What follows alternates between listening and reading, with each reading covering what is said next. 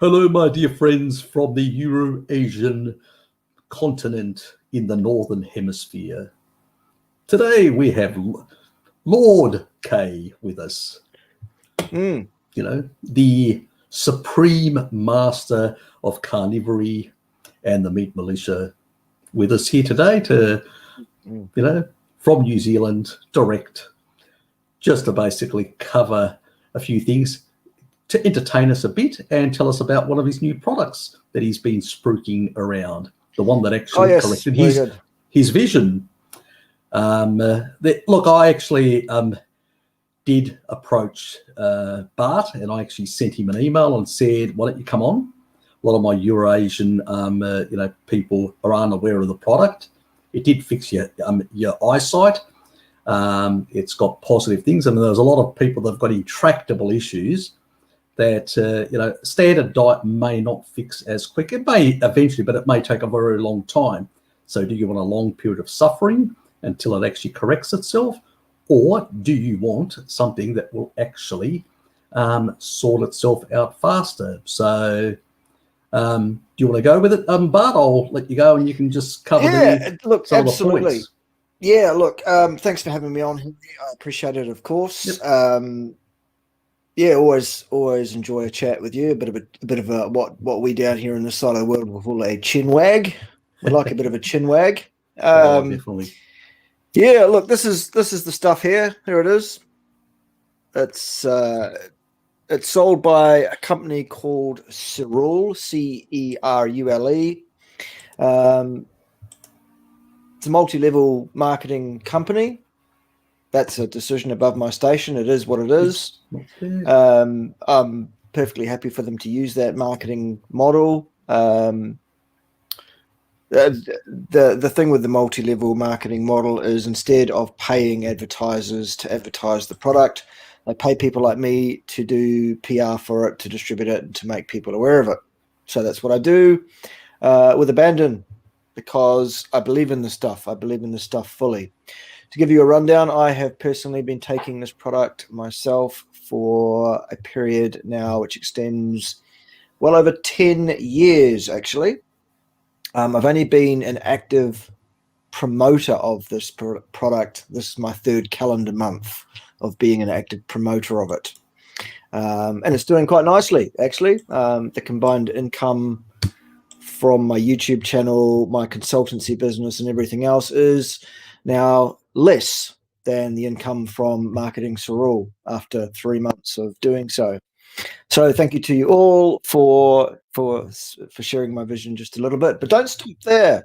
We would like to be setting some new records in terms of getting the volume going through there, because as I say, the stuff is magic.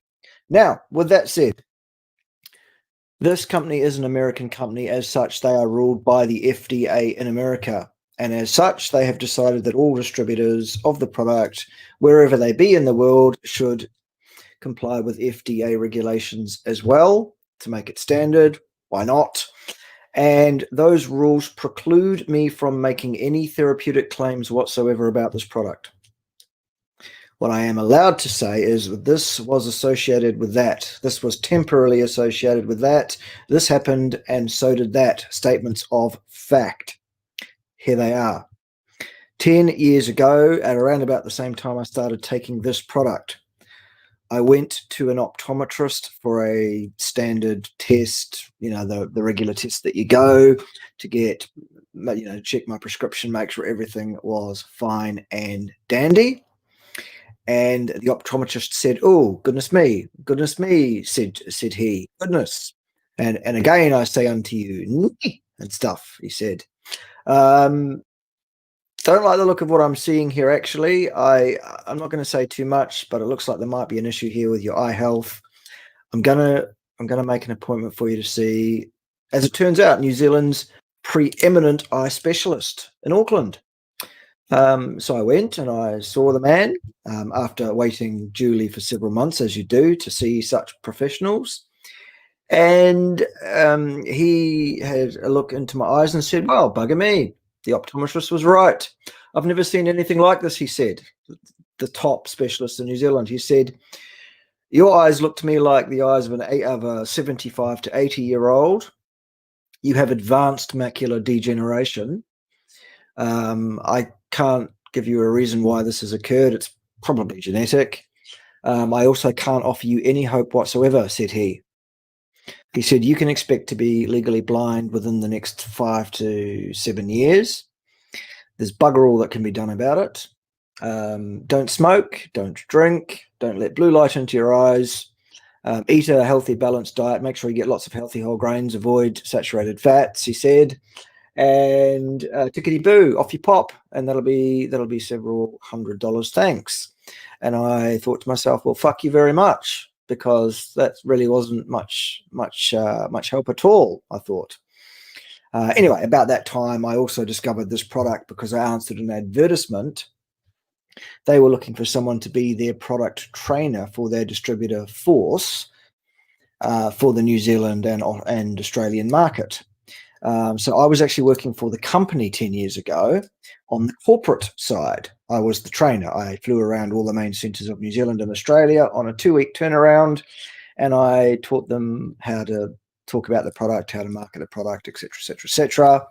And of course, as part of that, as a bonus, they gave me the product, so I was taking it. About a year after that, I met a lass from Yorkshire in the UK, and we decided that we would be married and that I would go with her back to the UK and live there, and it would all be fine and dandy. Unfortunately, the company, while it did exist in the UK and still does, they didn't have the work for me up there to be a trainer, because there weren't that many distributors up there in the UK. So they said, why don't we just give you a distributorship and you can do it up there and whatever. And I said, fine, whatever. And I continued to take the product, but I never did anything with it. And then, long story short, I came home to New Zealand without said wife, with a new girlfriend instead. That's another story for another day, Harry. I know that you already know that story, but others perhaps don't. Anywho, so we arrived back here 2018 or so. I obviously was still taking the product and I was still getting the product. I still had an upline sponsor in the business as a distributor. It was still Linda Hoggard. I've known her for 10 years, of course. But it was only in the last 3 months that I decided to actually do anything about marketing the product. So that's when we started doing that. Anyway, long story short on the eyesight, I am not legally blind. Goodness, that's interesting, isn't it? The top eye specialist in the country said this is the most advanced case of macular degeneration I have ever seen in a man your age. I was 38 at the time, nearly 39, so that's a giveaway 10 years later.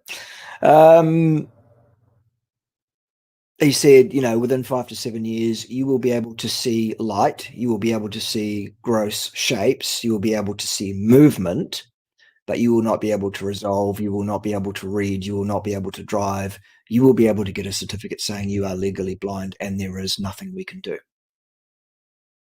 And there's a bit of, and there's, you know, they're not too far off the mark on that, because usually when you look at other people that have got macular degeneration, when it's actually detected in severe sort of macular degeneration, within a decade, maybe 12 years or whatever, people end up legally blind. And so it's not as if it doesn't. It's we basically, if you ask any doctor, it is. That's right. There's no reversibility. That's it. He said, "Suck it up. You're gonna get blind." Yeah. That's what they claim. So that's what I was told. So this is equivalent to a miraculous reversal, because this is unheard of. I'll let you continue, mate. Yeah. Anyway, so not only am I not legally blind 10 years later, not only am I completely able to read, not only am I completely able to drive, my eyesight is actually better. The prescription for my lenses is actually less than it was 10 years ago now, not more. The only thing that's increased is my accommodation adjustment for close reading, which is normal for someone of my age. But the actual amount of correction for my mid to long range vision is less than it was 10 years ago, not more. The black spots that were doing that were the start of the blindness have gone completely. I have no black spots. Tickety boo. So that is associated with a 10-year history of taking this stem cell enhancing product. Notice I didn't say it caused me to get better, because I'm not allowed to. Yes, we know. Good. So the funny rules, because supplements are treated very differently by the FDA. Yes, exactly. Compared to medicines that come out of Big Pharma. Yeah. By the way, this is the same FDA that allows the sale of statin medications to people, and vaccines. That's the same FDA that allows both those things. Anyway, I'm not allowed to say it fixed my eyes, but bugger me, my eyes are fixed. Anyway, I went to the optometrist a couple of weeks ago for another routine check, as you do, and I didn't say anything. I thought this will be interesting. I want to see, what's what. And the optometrist did the usual thing, took the photos, had a look at the back of my eyes, because as they do for health, did the old test for glaucoma, as they do, all of that kind of stuff. And not a word. So I was intrigued by the end of this. Once we'd set the prescription, and she said, okay, well, I'll send you out and you can talk to the person about frames and et cetera, et cetera. Did she have your old medical stuff? No. Access to it? No, it wasn't. No, she wasn't privy to it. She wasn't privy to it. Gotcha. So I said to her, look. Yeah, privacy issues. Well, because it's a different doctor, unless you transfer the right. The first optometrist that noticed the problem was a Specsavers optometrist in Auckland 10 years ago, who referred me to the specialist. That might have been on my record, but she obviously didn't look at it. Yeah. Okay. Obviously, she couldn't see the records of my medical stuff from the actual specialist, as you say. No, because it's a commercial company. Right. However, my ocular health was so poor that an optometrist 10 years ago said, oh, my God, this is a problem. I need to refer you. Yeah, exactly. And 2 weeks ago, somebody else was from the same company of optometrists, it was Specsavers, had a look into my eyes for 5 or 10 minutes and said nothing. So at the end, I asked, I said, did you notice anything when you were looking in there that would be of concern? She said, no. Your eyes look pretty normal for someone of your age. Good. Interesting. Exactly. Well, that's what you wanted to hear. Yeah. So the next thing is I'm going to go back to the specialist in Auckland who told me there's no hope, there's nothing that can be done. You will be blind. Forget about it. And say, would you like to take another set of photos, sunshine? And shock him. Yeah, he'll probably drop dead if he hasn't already. Anyway, so there you go. That was my story. So I genuinely believe about resuscitation to talk the past about. So I genuinely believe that is a series of events that genuinely saved my life.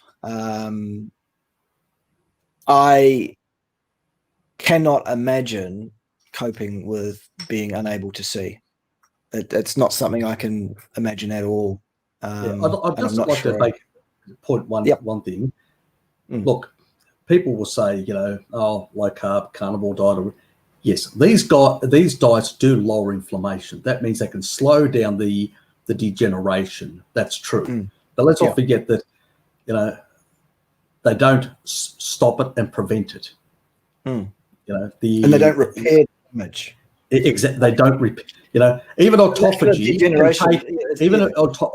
can take multiple years. If you take a look at the literature, multiple years to actually repair any severe damage, and if that time, I mean, I looked at like my heart issue. I probably could have got something like this and fixed up all the scarring in my heart, but it took me a decade of taurine, high doses of taurine that literally break down scarring and break down beta amyloid and stuff like that, similar sort of stuff that it does.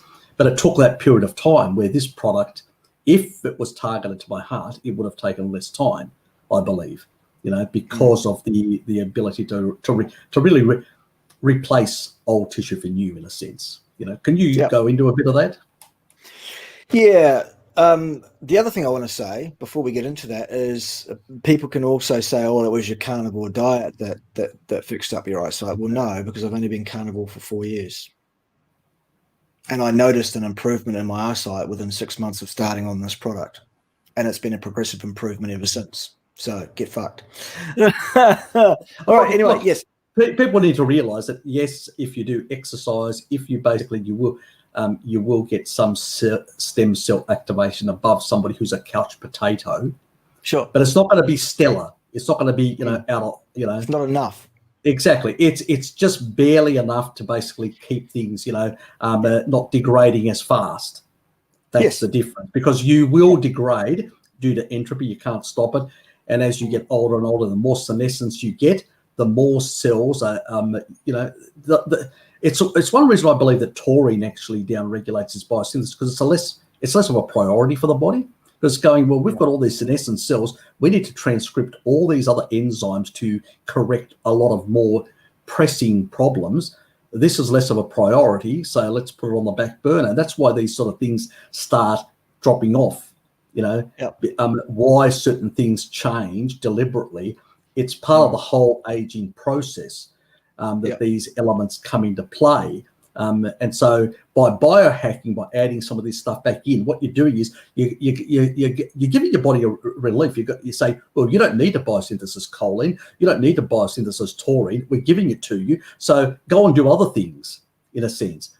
With this sort of medication, you're doing the same sort of thing, but in a more dramatic way. You're actually saying, go away and fix a whole lot of things, and the body can do the minor things.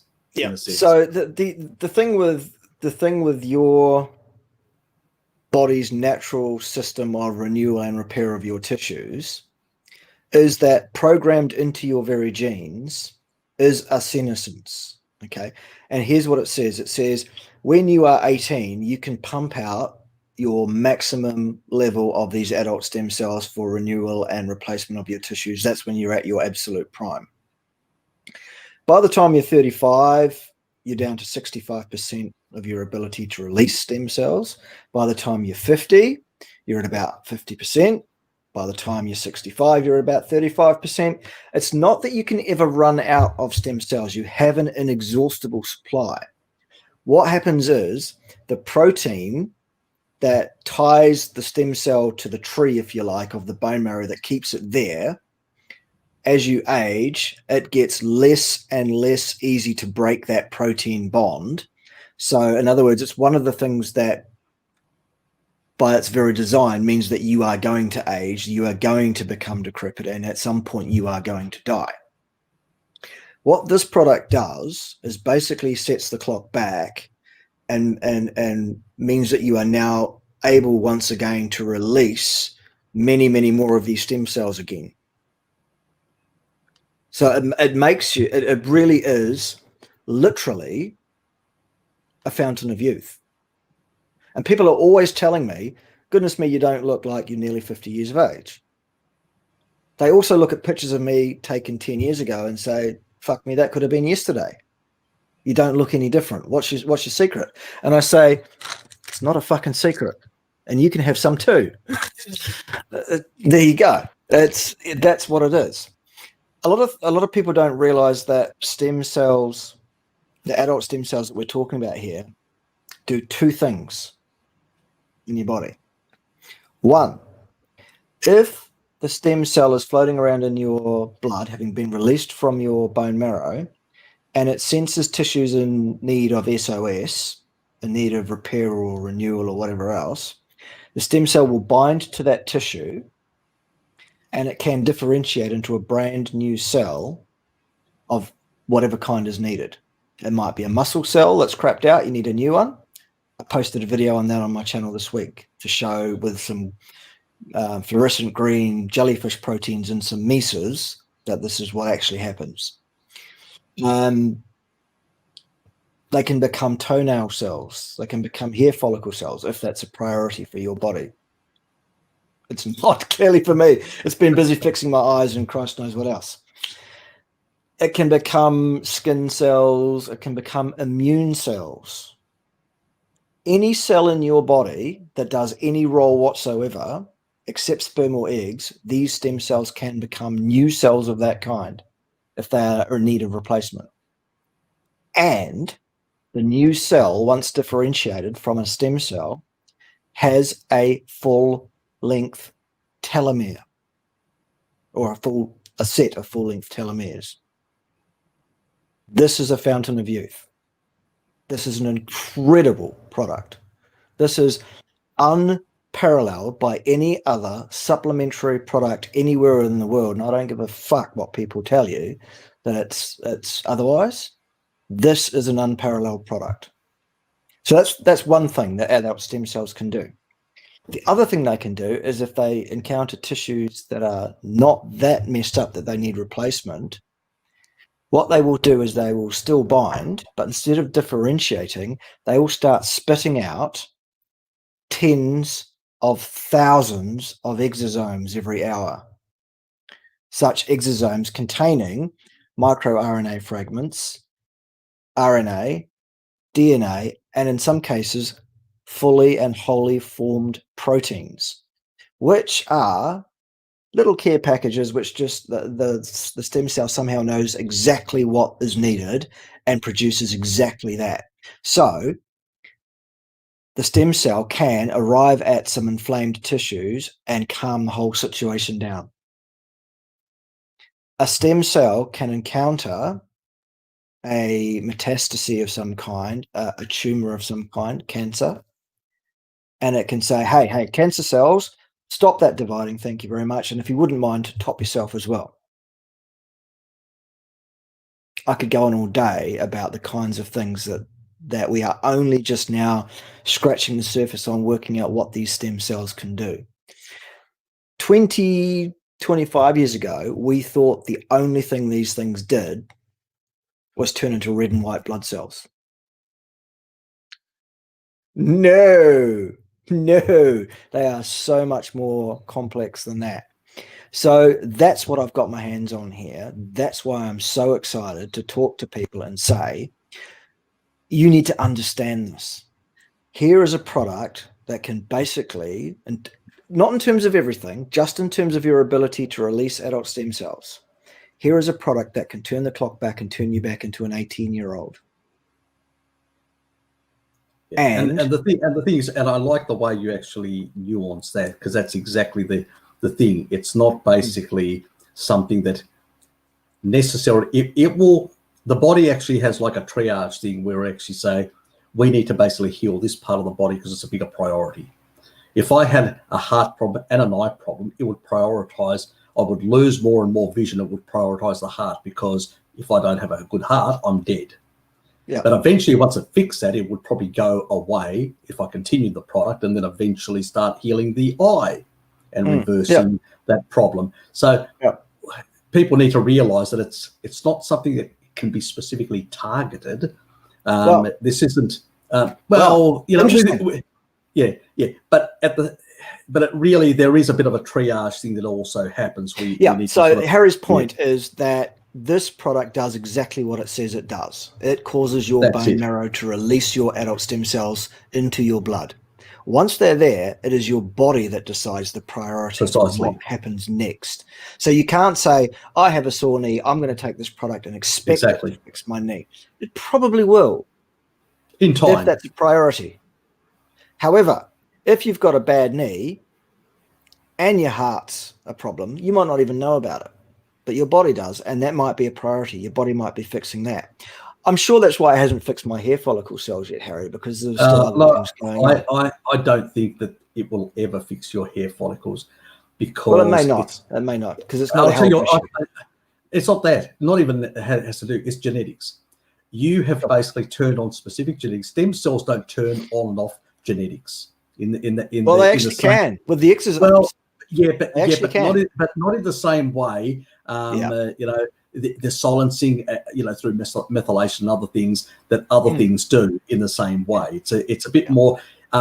It's more in the sort of that signaling sort of therapeutic pathway, but it's not specifically, in terms of things that have basically been multi-generational, like Pottinger's cats, multiple generation of, Lord K is doing the wrong thing and basically ending up with from alopecia to baldness, and then eventually it will take multiple generations of having a clean diet of descendants to reverse that. You know how it works in those part of the genome, but in other parts of the genome, there are different ways that it behaves. It's less intergenerational, is what I'm trying to say. Let's have a look at this label here. There's a couple of interesting things going on in the chat there. One from TLDR says, I think the products Bart is talking about harvest the algae from the same place that the E3 live from harvest from. Okay, I don't even know who that is. I can see Klamath that. Lake in Oregon. Yes, it is Klamath Lake in Oregon. Yes, the base of the active ingredient in this product is actually not an algae at all. TLDR. I don't know why the company insists on calling it algae. I'm sure it's a marketing thing. Okay, it is not an algae. It is a blue-green cyanobacter. Algae is a plant. This is not a plant. This comes from a bacteria, a photosynthetic bacteria. Well, it's kind of it's a classification of things between plants and bacteria. It's not a plant and it's not a bacteria. It's in the middle. Yes. So that's what it is. You've probably been noticing that I've been talking about bacteria recently, and about their immunomodulation effects and a whole lot of other things that they do. So plants are not the same. Plants are sort of compounds that can actually cause like hormetic effects and all sorts of other things, but they don't directly interact with the immune system the same way by modulating in the same way that that organisms do. It's a very different way, just a sort of So let's finish that point. So the active ingredient comes from a blue-green cyanobacter. It is called Aphanison floss aqua. There you go.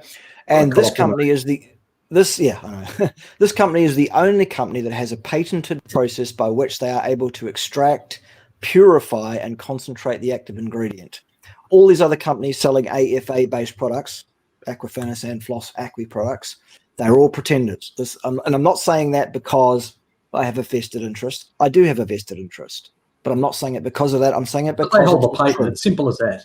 It's a bit like that. It's a bit like that Swedish company that I promote with bacteria that holds the patent for those strains that have specifically therapeutic purposes. No other company does. So you can't get it from any. There are other companies that say, "Oh, we provide something similar," but it's not the same. And the studies did not use. They used the Swedish bacteria, and the studies that Bart talks about and demonstrates that the muscles, being repaired and all that with adult stem cells. It's this product. It's not any other product.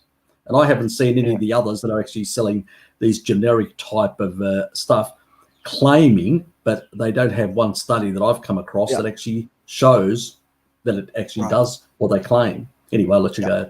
All right, good. So I think the company call it algae because people can relate to algae, and people, I don't know, and also it grows in the lake in strings. These marketing, these mate. Just say it's marketing. Colonies. It is marketing. It's fine. It is not algae. Okay, let's get that square. Second of all, there are other ingredients in the flagship product from that company, one of which is an extract from a spirulina, actually, which is another blue-green cyanobacter. Spirulina is not an algae or plant-based either. It's a bacteria in the same way that AFA is. In fact, they're closely related. And there's a third ingredient in this product here, and it gets back to the trafficking idea, Harry. The third ingredient in there is fucoidin. Fucoidin is an extract from a brown seaweed, which actually is an algae. So there you go. There's the algae, but it's not the active ingredient. It's a subsidiary ingredient, and fucoidin has been shown to assist in both trafficking and proliferation of stem cells. So there you go. You actually can guide the stem cells a little bit. For example, the company also carries a skincare range which has fucoidan in it. So you take the oral AFA product to release stem cells and you plaster your skin with this product that's got fucoidan in it, and fucoidan says to the stem cells, oh, come here to the skin. So you'll be a beautiful corpse because your heart will still crap out, but your skin will be perfect. I'm just joking a little bit. For the people with vanity, that would be perfect. Exactly. Mate. You'll look beautiful in the box. You know, exactly. But some people like being beautiful in the box. But do buy the skincare. Yeah. It's really good. So that's product one. We have several other products. We also have a product here which is basically called Plasma Flow. That is an enzyme-based preparation. Its sole reason for being is to dissolve deposits of fibrin in your microvasculature. Such deposits occur as a response to systemic inflammation. And the upshot of these fibrin deposits is they're like a spider web. They will block the microvasculature. They will stop red cells, white cells, stem cells from getting to where they need to get to. So we need to clear it out of the way. That's why that product is so important. It synergizes with the flagship product, and that's that. And then the third product is that one. That is a blue pigment, again derived from a spirulina species. And it is an anti-inflammatory, a systemic anti-inflammatory, which works on both the COX-2 and the LOX-5 inflammatory pathways, blocks them off. So we sell them as a package of 3 in a thing called a wellness pack. And that's your monthly intake, 2 of those, 2 of those, 2 of those. And that's how it is. Of course, you can take more than 2 of the green pills per day if you like, and get more release of stem cells, up to a maximum effective dose, after which the efficacy doesn't increase. So you're just taking the product. What's the threshold? Oh, so this will scare some people financially, but it's actually 16 tablets a day, 4 times 4. Shit. Which when you look at the price of these things, you'll go, fuck me, I would need a large organization of people and getting a lot of commissions to pay for that. Luckily, I am. So that's what I'm now doing. For the first time in 10 years, I'm actually now taking more than the suggested 2 tablets a day, because I just couldn't afford it prior to now. And now I can. So I'm doing it. And it's a great thing. Tell you what's happened, actually, since I've been doing that. Number one, I've shaken off an upper respiratory tract infection I've had for months, which I believe was probably that thing that's going around, to be honest. Possibly. Which I couldn't shake off. Well, it may have done some lung damage. Possibly. Anyway, that seems to be better now. And secondly, I have had a cavity in a back molar, which has been getting steadily bigger for the last 7 or 8 years. And I was just, as you do with my tongue earlier on, and I went, fuck me, that's smaller. Notably smaller. In fact, it's just about closed up. What have your wisdom teeth? Yeah. A hole in a wisdom tooth that was rotting away is now healing. It's interesting, eh? Yeah. So there you go. That's the whole rundown on the crazy green pill business. Thanks for that, Bart. All right, there you go. That's it. Any questions? I've basically pinned on the actual chat basically your email, so if people can actually grab it from there. Yep, cool. They want to contact you and all that, and just get more information about the product and all that. I suspect that Bart can send you out flyers and stuff like that with some detailed information, so you guys can understand what it is and get a better handle on some of the details. But if people want to ask any questions, specific questions about the products and all that, they can right now. I'm just going to go to the top and just run through as I normally do. Yes, Blinky would basically obviously say that he wants to have fun with people. And that is disturbing because I know what he means by fun. Yes, yep, Blinky. Yes. We know. I was just getting my milk ready and all that as normal. Yeah. Oh, sun's going down. Better put these on now. The night thing. Yes. It's definitely darker for you. I won't shift until at least I've got a bit longer to go before I shift, because you're 2 hours ahead from me. So that's why I've got only the 50% on, and then got the other ones ready to go down here. All right. Now the sun's just dipped as we speak, Harry. So there you go. Yes. Moving to the near infrared. Yes. DJ Prospectus. Yes. Yes. Good to see you. G'day, Mandy. Good to see you from the UK. Mandy, how are you? And pork and kefir. Better please. Nice. Now, what a Very combination. Anyway, I'd say pork and milk in my case, but anyway. Yes. The old boy invited me around today. I had a bit of a meal with him, and pretty much he cooked up quite a few steaks. I had about 3 steaks, and then he because he had 2, and he said, "Oh, I can't eat the rest of the." So he had 1. He left half and gave me another half, and I said, "Dad, okay." I scoffed that down and then I get, oh God. And then I did a bit of a walk before I got back here, just to basically, digest things a bit. And then got back here and I said, I can't neglect my milk. I always look forward to that in the evening. Good fucking luck with that, T2. Jesus. Yeah, it's not going to happen. Give up. Good fucking luck. Have you seen that? Oh, you haven't seen the new ones. Oh, look, I need to share these. You'll really get a laugh out of these. This is from basically from Kitty. So basically, I was saying to them, who actually got that? Froggy got up early this morning and he got the worm first, and no, he said, no, that's no way.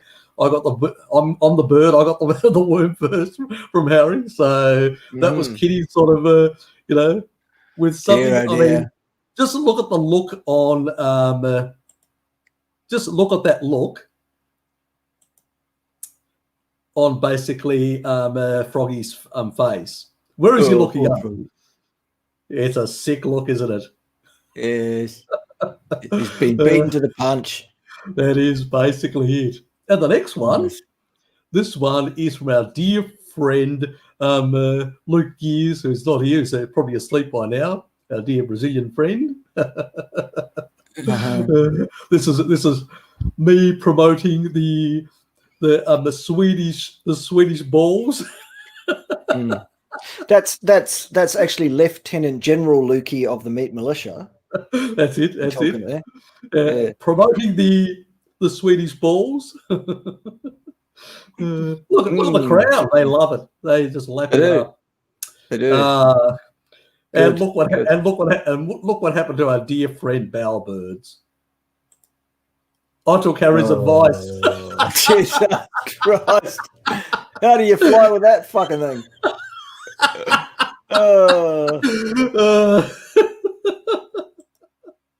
Oh, that's just too much. But don't make it bigger, Jesus. I took Harry's advice. It's a killer. Look at that. Oh yeah. Reminds me of somebody though, Harry. Damn bird brain. Yes. They can't help themselves. They're all getting into it now, Yeah. Blinky's got attachments and they just can't help themselves. Hey, check out the modification from Blinky. No. There's Blinky's modification. Oh, I really took Harry's advice. Jesus. They are sick. Both of them, they are so sick. They're both very, very problematic children. They are. Goodness me. Those There shockers. seems to be some ill discipline in the ranks, Harry. Oh, God. Out of control. Oh, dear. That's why we needed you over here, Marshal. Just to basically, crack the whip. Things under control. Yeah. Well, speaking of which, it's on order, Harry. I've got a pointer for the field marshal that he'll be using when he's giving presentations. It's a fucking horsewhip, of course, is what it is. What else?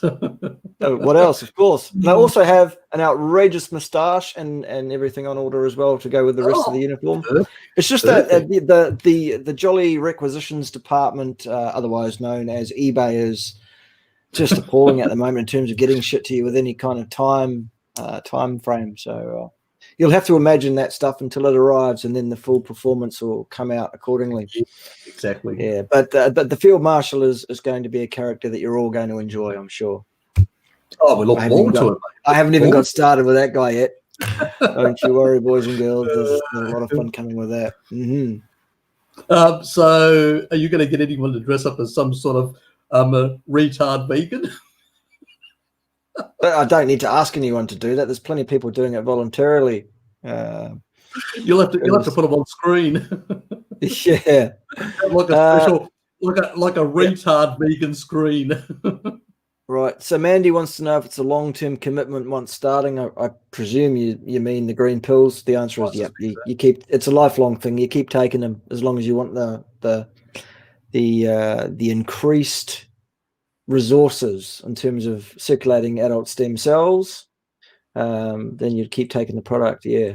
Of course, you can get to a point where you feel like you've got what you wanted repaired, and you can stop taking them if you like, and then of course you'll start deteriorating again at the same rate that you probably did previously. But you might as well just keep taking them. And if the cost is an issue, then I would suggest do what I'm doing: be a PR person for the company, be a distributor. Then it's basically paid for. Really? Yeah, exactly. There are always options that people can pick. In that regard, it's all has to do with their finances, has to do with their commitments and whatever else. But at the end of the day, contact Bart and see what options are available. So that's the best, because everybody's circumstances are going to be different, and so he can't give you one generic approach. And that's what by contacting him, then you can get the information, you can look at your options, and you can better sort of work out the direction you want to take it or go with that. That's it. Yep. Dead right.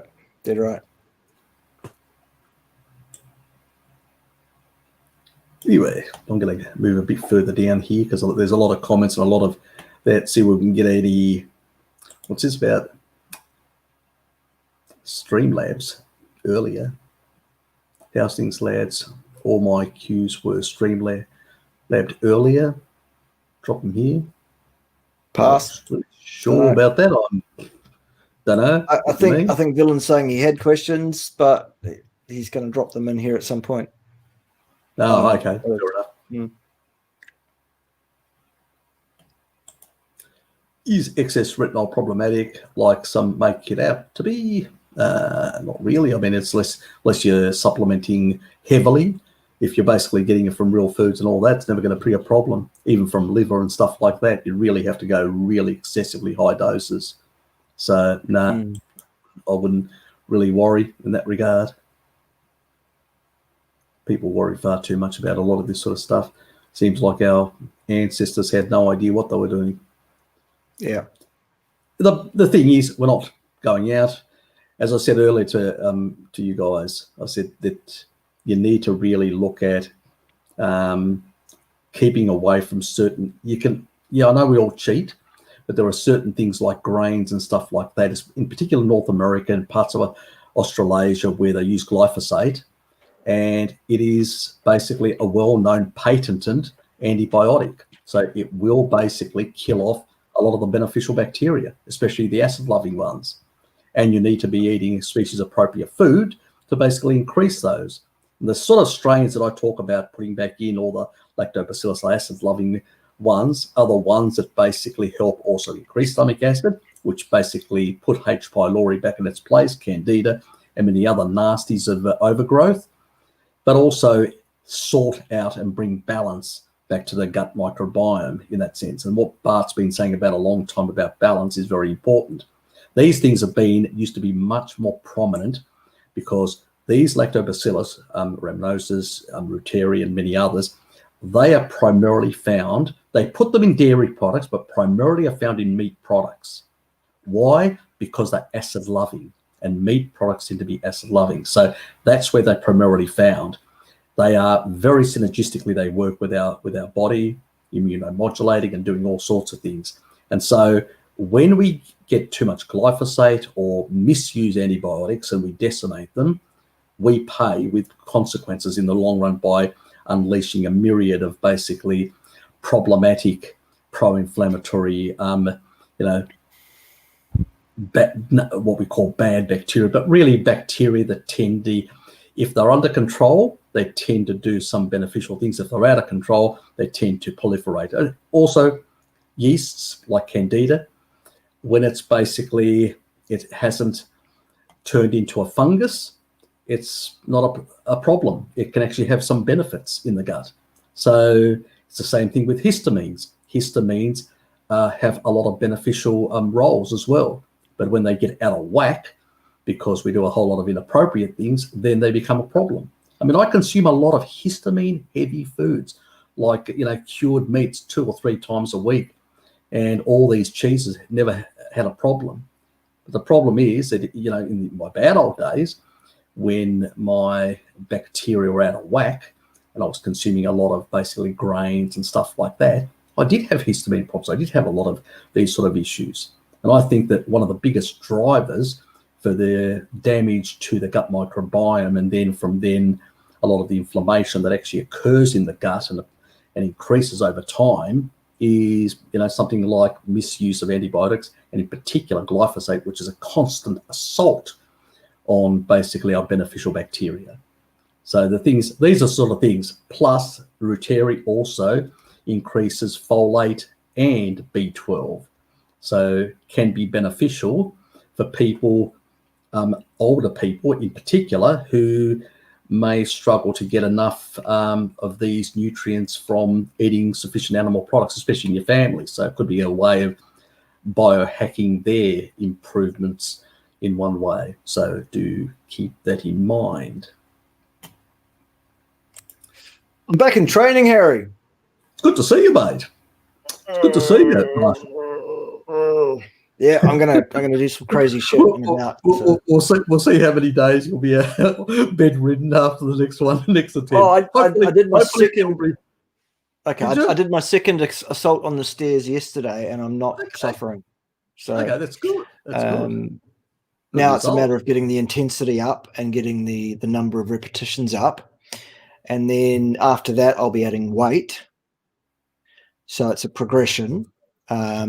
Obviously, with the high intensity repeat training, the high intensity is relative to what your fitness level is at the time. Yep. So obviously, I'll need to continually, as I get fitter again, I will need to up the challenge to keep the intensity high. That's the main thing, is the intensity, and the volume will only come later in most trainers will say do your volume first and then do your high intensity stuff at the end of your training. My theory on exercise physiology is let's do it exactly the opposite way around to that. In fact, keep the volume low for the vast majority of your training period and keep the intensity as high as possible. And then if your event requires any kind of endurance, like it's a longer event, then start working on getting your miles in later, not as the foundation. And that's the point I'm going to be proving over the next 12 months by actually training that way for what is actually going to be a 100-kilometer loaded march up in the hills around Nelson. So it's very uppy and downy. To make it even more fun, I'm going to do that on day 7 of a 7-day fast. And I'm going to do it in 24 hours with 20 kilos on my back. Oh, that's going to be fun. Yep. And I'm going to do it for charity. So if anyone can think of an appropriate charity, let me know. And because we're going to do the PR and we're going to make it an event and, blah, blah, blah, blah. I'll get you to answer this one. Cool. Is plant versus animal folate different chemically? I heard Frank and others hint to it. You probably know that better than I do, Harry. I'm not actually an expert in folate. I don't think it is it? I think it's the same stuff. basically. I mean, folate is a molecule that you can look up in a biochemistry. Unless they're actually talking about folic acid, and they're getting confused about folate and folic acid potentially. I don't know, but folate in plants and folate in, animals eat these plants, take the folate and actually put it into their tissue, and it's the same chemical composition. There is no different chemical composition. It's not like a mineral that's chelated that is less bioavailable, so to speak. Yeah. So I think there's some confusion. Maybe they're thinking about folic acid. Yeah. Well, you put folic acid into a body, and it will break down immediately into folate plus because of its pKa value. So people just need to understand basic chemistry, I think, in that regard. So no, Frank. Yeah, exactly, precisely. And there's only some people with some genetics with certain folic cyno, the type of that actually turns into something which is not folate, which can be a problem cyanide, and I have actually that gene that does it. So it's not a good thing for me to use folic acid or any supplements with folic acid or foods fortified with folic acid. But we are a small minority in the with that genetic predisposition, not the majority of the population. Just let me clarify that. But it is something that people just seem to ignore because we are a smaller group. Anyway, I feel like I'm a minority. You've got to just throw a bit of PC. Therefore, you should be a protected species, Harry. I should be. I've actually said I feel like a white, sort of folate deprived, minority that should basically be put on a pedestal and be protected. Yeah. There you go. What's the weather like over there, Harry? It's fucking hot over here. I can tell it's been hot here as well. You're getting it's been up to 30 plus over here, and it's been quite bloody hot. Yeah, we got close to that today here. It's just starting to cool down, so you're getting the weather we had about 1.5 days ago. Right. So it's 5 minutes to 9 in the evening here, and it's still as hot as fuck. Yeah, it was like that all night. I couldn't hardly sleep. I actually went and had a cold shower and then went back to bed. Right. It worked. No. I cooled down enough, and I didn't do it I did it for a different reason. Dirty boy. Exactly. I have some dirty thoughts now and then. None of us are pure. Now and then, I'm constantly doing it, Harold. Jesus, I never stop. I can't help myself either, mate. Okay. Do deuterium ranges vary with regards to age and gender? Look, deuterium differences are between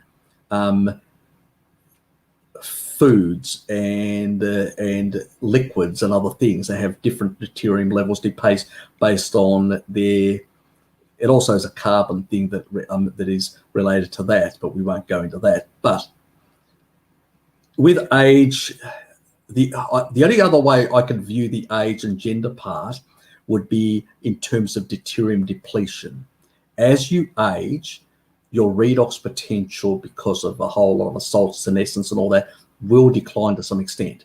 And so your capacity to deplete will vary. That's true. Yeah, you can actually ameliorate that and slow it down. But because of senescence, you will have different capacity.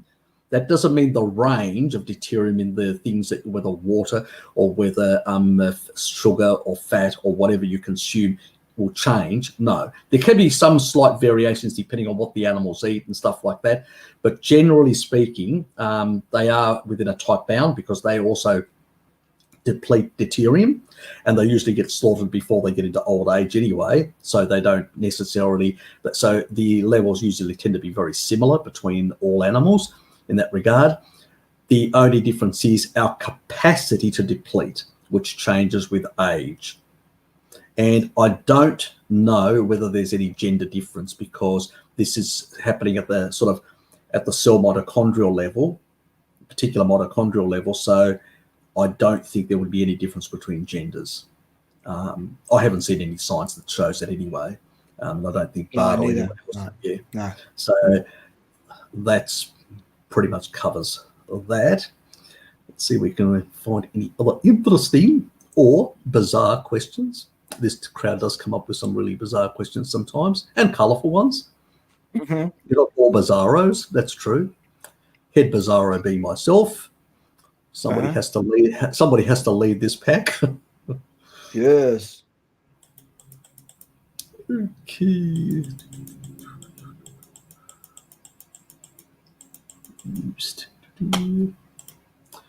Yep, finally got my nose sorted so I can breathe and sleep. Oh, Awesome. Good for you. Awesome. Good to hear that. Is it hot in Wellington, Richard? Because it's fucking hot in Nelson. Jesus. Let us know in the chat. Yeah, I sort of struggled because the biggest problem is I go to the tropics and I can acclimatise pretty fast, but you're at a constant temperature. You get used to it. But when you've got this sort of yo-yo, when you've got this yo-yoing from cold to hot to cold to hot, like happens in New Zealand, Tasmania, you go, fuck. When the hot weather hits, it just really just drains you completely. It does to me. Yeah. Oh, what is the other troll saying? I only ever have small amounts of lamb liver, but regularly. Is that the only part of the lamb you have? I wonder.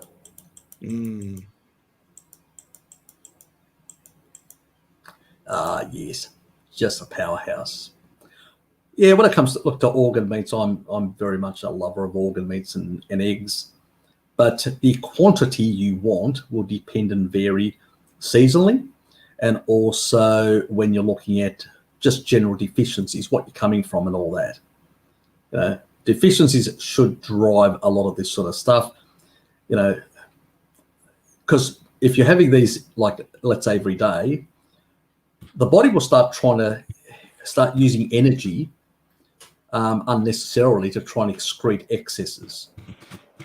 And it will also slow down some of the proteins at the within your gut, actually, to basically shuttle these things in, because you're just getting too much. Yeah. So, because there's only so much an excretion rate that it can actually achieve through the kidneys. So Blinky loves his organ meat. Well, we know sort of what organ meat he likes. Yeah, we do. We do. Sick puppy. Mm. Oh, there you go. Well, Richard, I say it was 28 earlier. It's probably slightly cooler than that now. But there you go. Oh, Fappers is in the house. Fuck me. Hello, Fappers. He is. Jesus, where have you been, son? Just turned up. Dusters, son. You're an hour late, just about. Fucking hell. You definitely can't put a price on health, Mandy. That's really true. You definitely can't.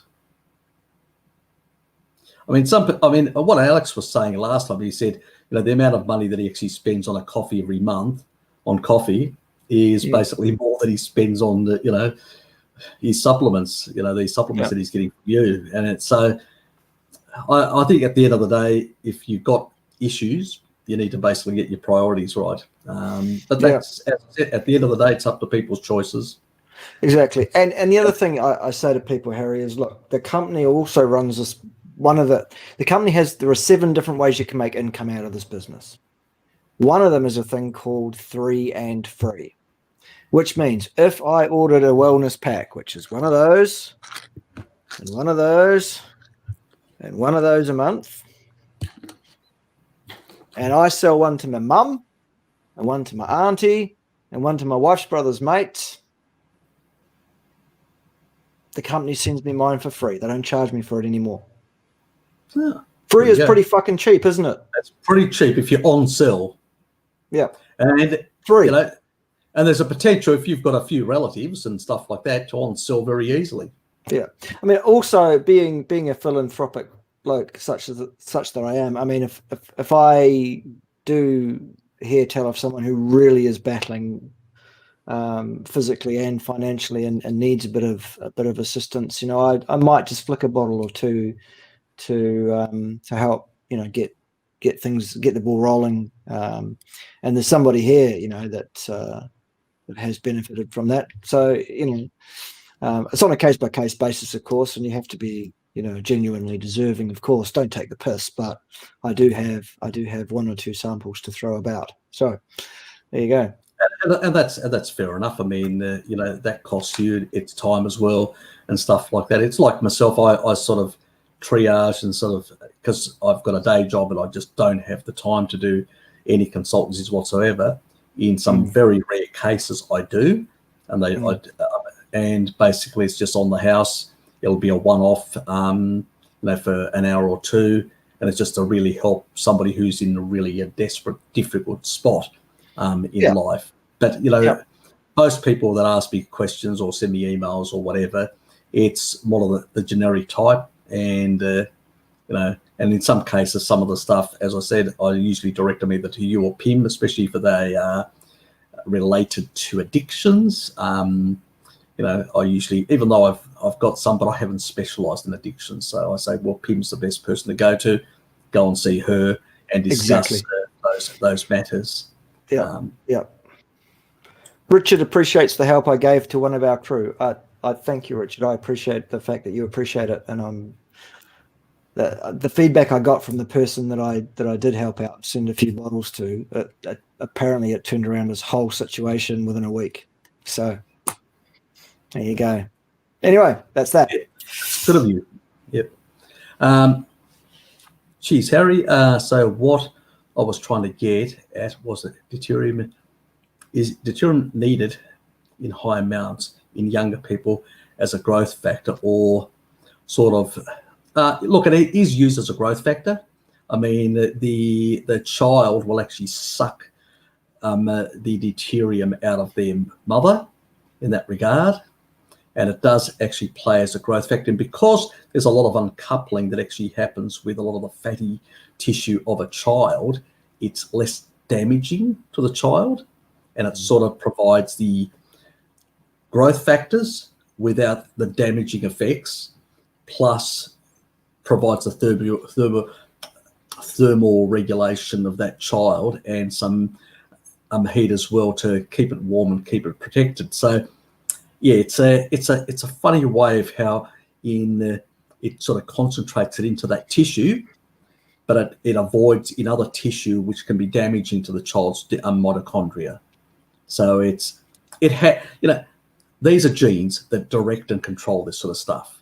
They've been there, they've got a purpose, the way they operate.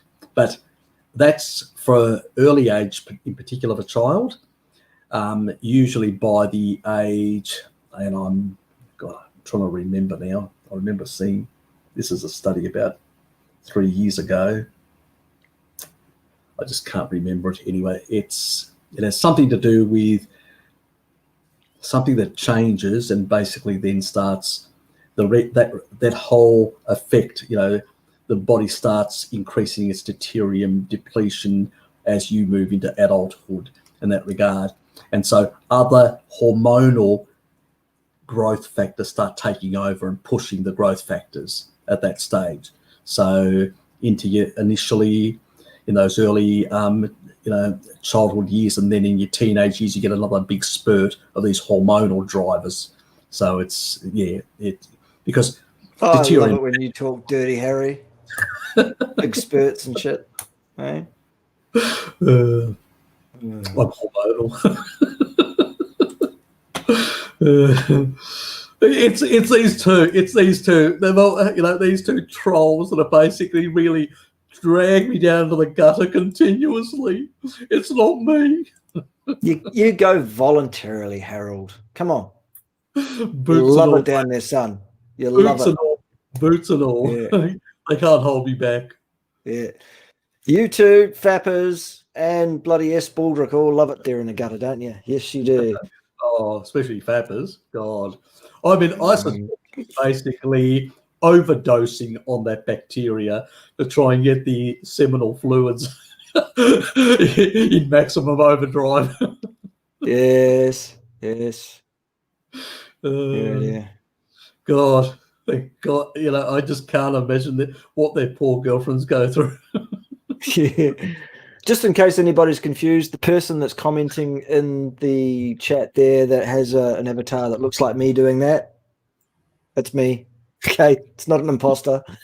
It's just another one of my accounts that happens to be logged in, so don't panic. An alias. Yeah. Oh, there you go.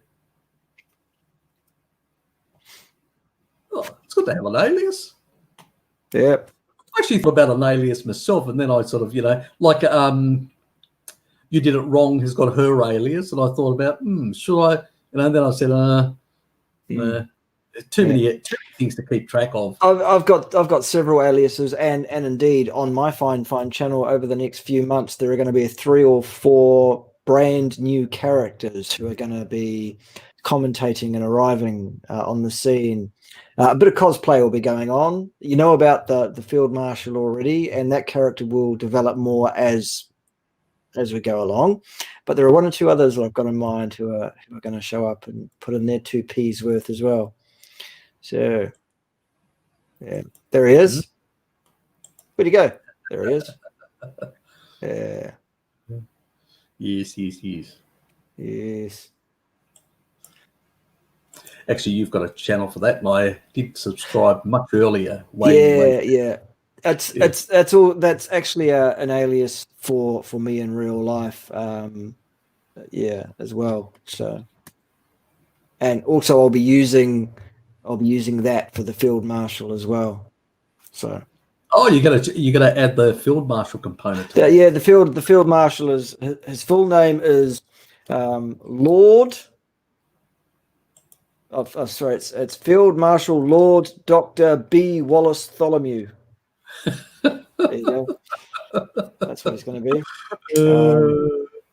You've confused this crowd already. With that long name. They'll truncate it down to basically something like Marshal K.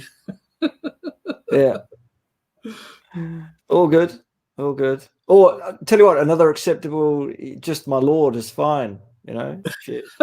Like, for those that don't know, I am actually a bona fide lord of the British realm legally, and actually that's not I'm not just claiming it for fun. I actually am a lord, so you may all bow and curtsy and refer to me as my lord. That's fine.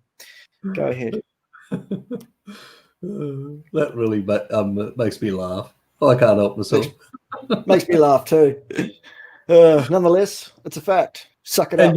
And you will be using it with the vegetarian of this world as well. Oh, you bet. Especially those that live in Chorley. They'll love it. Oh, the witch. Oh, God. Anyway, that's another story. You'll be able to make a nice comedy piece, The Lord and the Witch. Well, perhaps. Yeah. Your ideas.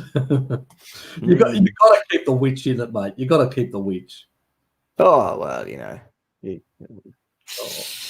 it's just a matter of how much attention we want to give that character, really. But that's for another day. God almighty. Yes, good. Any other comments or questions, boys and girls out there? Everyone's a bit quiet. They're all gobsmacked, Harry. I know. I just, they're lost. Yeah, only basically, Blinky basically replied. That was expected. Who else would? Yeah. T2 is also correctly postulating that Bartholomew avatar, that channel is the musical version. That's the guitar playing, version. Yeah. Just to prove it to Richard that I actually can play when that's what I'm actually doing, and when I haven't got a skin full of wine.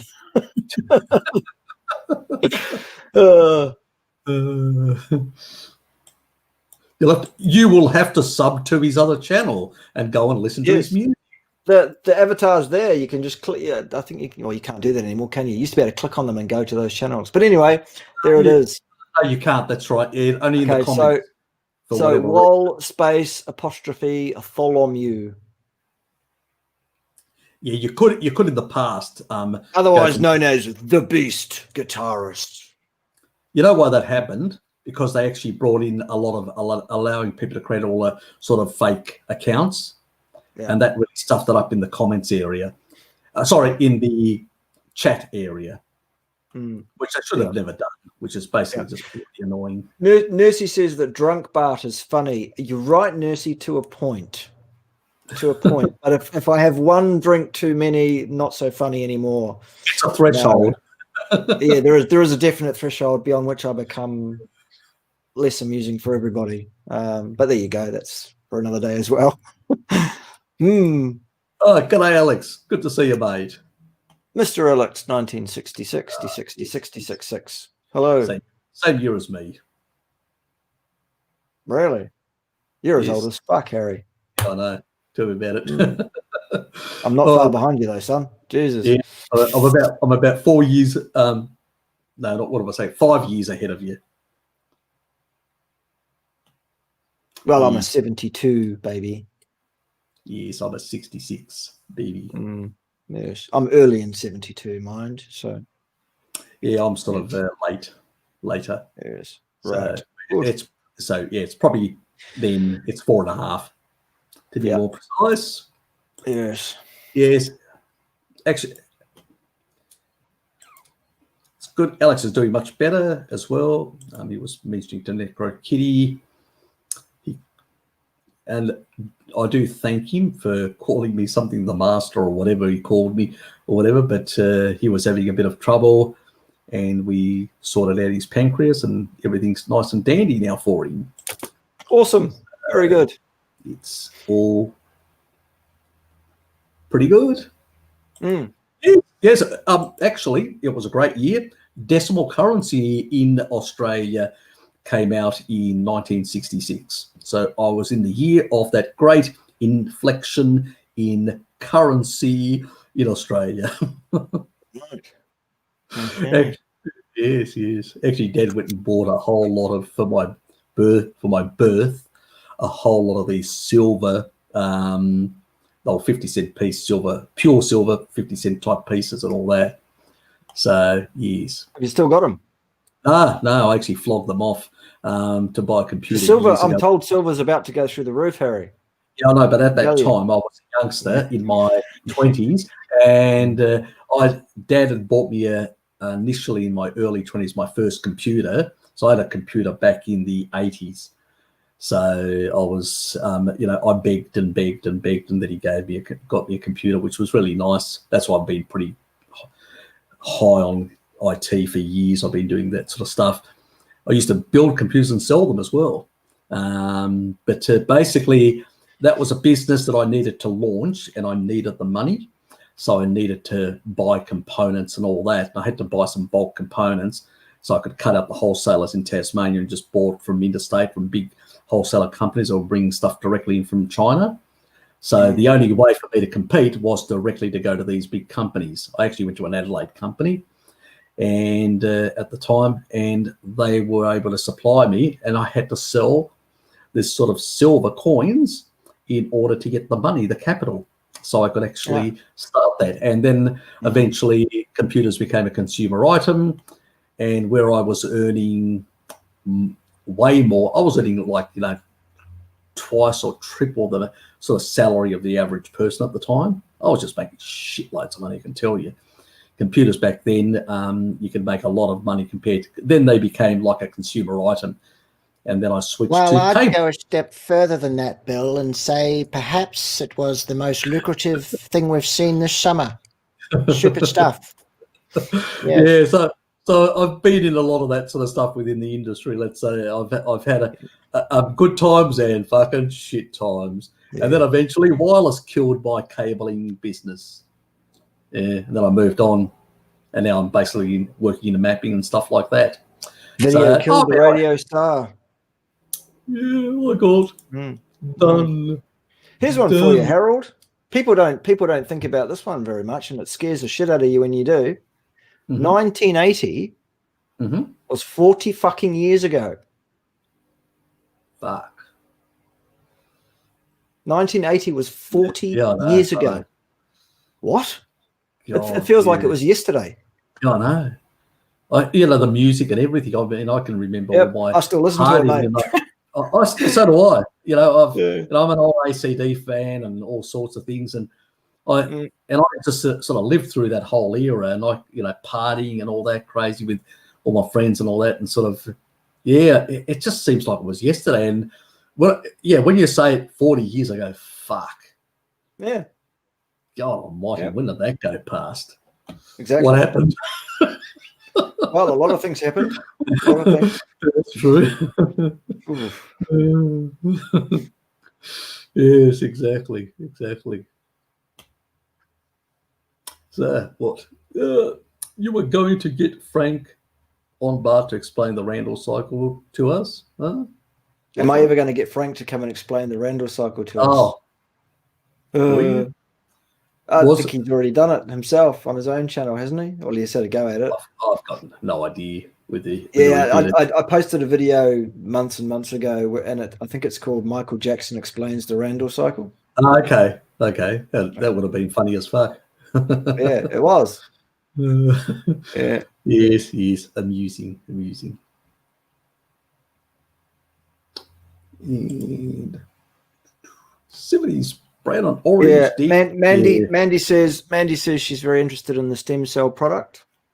There you go. I sent you a link earlier, Mandy, in the chat. I'll do it for you again right now, and for everybody else. Why not?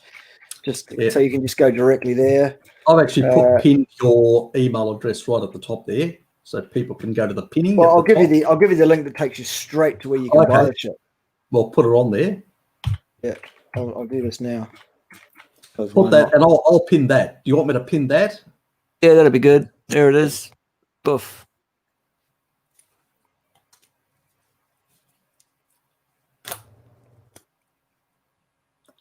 Where is it? Just posted it.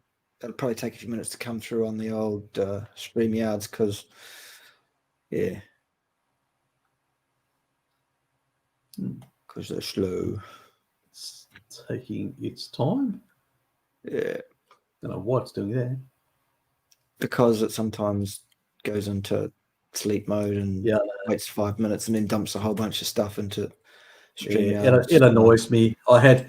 John, I had basically this morning 3 or 4 times, I just literally, the stream ran past me. Yeah. And that was damn annoying. I should determine the rate that goes, progresses, not them. It's just, and I had to ask people to put questions back, which is annoying because people have to search for their questions in the way back. Yeah. Yes, because I tended to take my time.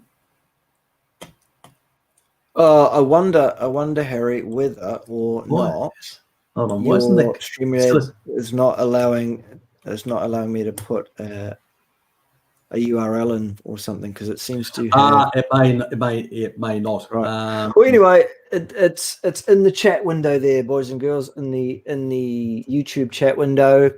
https://BKAY Nutrition, all one word, BKAY Nutrition .cerule.com. Whack that into your old search window and it'll take you straight to my site, and they'll look after you there. It's all automatically, it all happens. You just say, I want to buy stuff, and they say, nee, and send it to you and stuff. It's real good. I don't have to worry about fulfilling orders or anything. It's all done by the company. It's fantastic. And then at the end of the month, they send me a check and I say, thank you very much.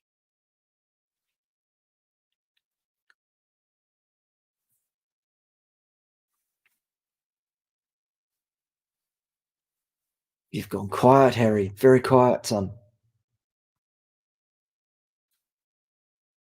I was just basically trying to look at why it's not coming up in my comments area.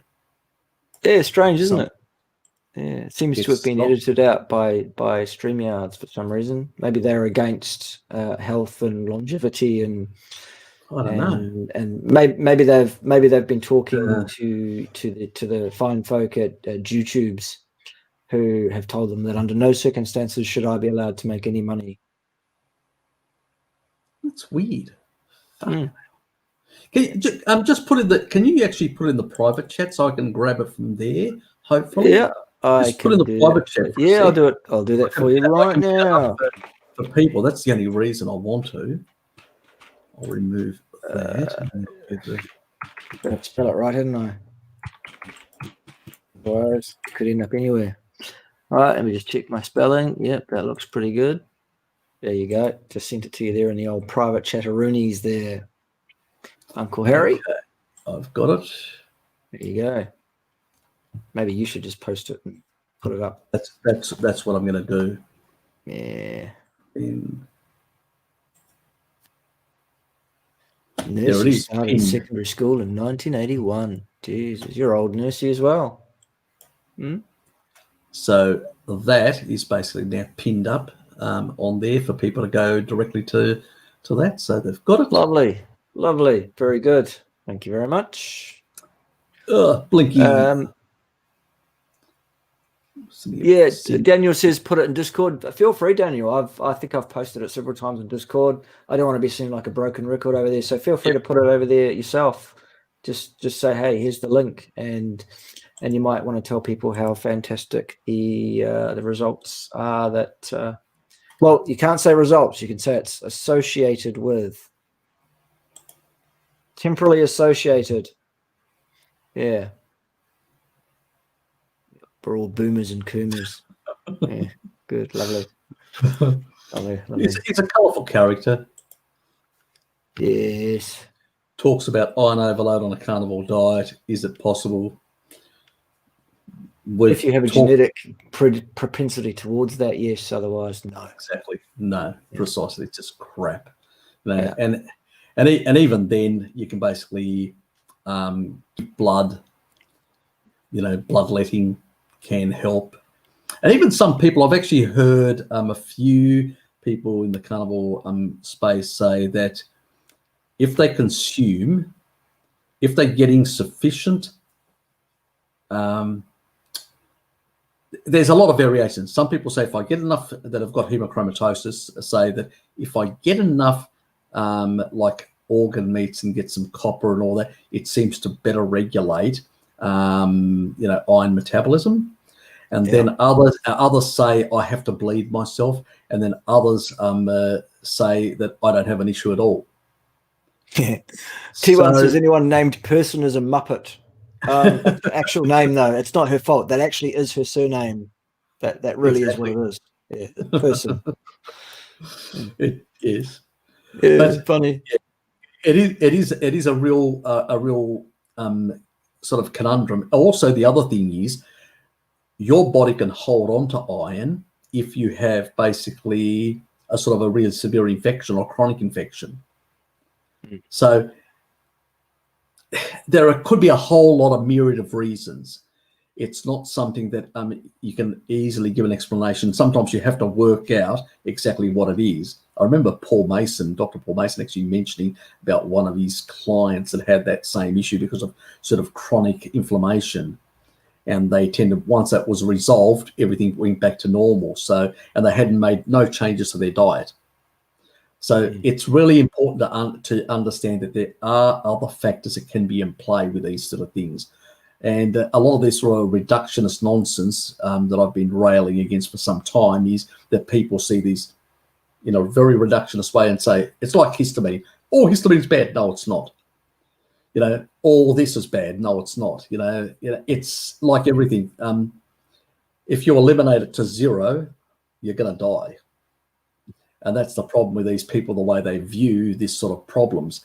There is some dysregulation, and sometimes it can vary the reason, and you have to work out what it is. And once you correct that, it's all sorted. Yeah. It is best ever. I was happy.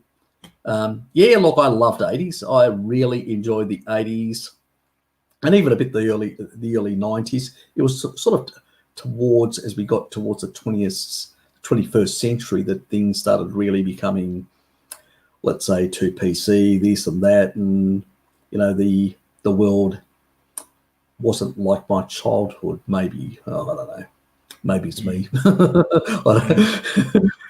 We sort of move, nowadays, sometimes I chat with my nieces and nephews and younger people and sort of go, okay, they really have a different way of viewing things than I did when I was at that age.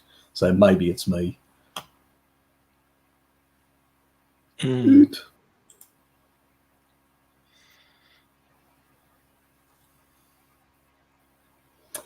Yeah, look, I'll probably have to do something. I've basically railed against the nonsense about the electrolytes when you've only got a certain level of secretion, natural secretion of magnesium, potassium, and all these sort of things that happens on a daily basis.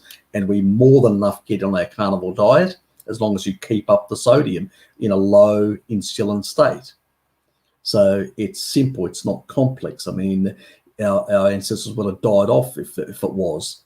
It's just basically that a lot of people sometimes are dysregulated for a number of reasons because of older things that they've done to their body, and under those circumstances they may need a transition period, but that doesn't mean surely all our ancestors had chronometer, Harry. That's how we survived. They definitely had. Yeah, they had computers back there, the chronometer. 350,000 years we only survived it because of chronometer, basically. Yeah, good.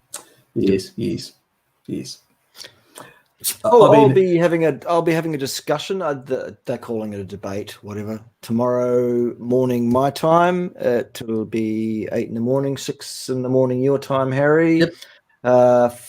What is that? That's 7 p.m. in the UK. Some Vagoon woman who wants to tell me all about it. I'll be having that discussion on Ryan's channel, and I'll let you know after it's occurred where that is. I'll post a link on my various different social media, and people can go and have a look at that. But I think she wants to tell me about all the evolutionary adaptations to being a frutivore that we are, or something. So that'll be a fun discussion. Can somebody tell the chimps that they're doing it wrong as well? Exactly. I think I'll probably mention that at some point. I think basically savannah chimps, teaching themselves how to hunt with spears. Are they fucking crazy? Yeah. What's wrong with them? They're in a savannah environment, behaving like early humans or allegedly early humans. Exactly. Maybe they need to basically cure those grapes. Yeah. Hey, sans face on Björn. Björn is in the house. Hey, sans face on Björn. G'day, mate. Good to see you. Hur mår du? Right. What's next? Bird person. God, you two are literally trolling each other. It's like a crazy virtuous trolling loop.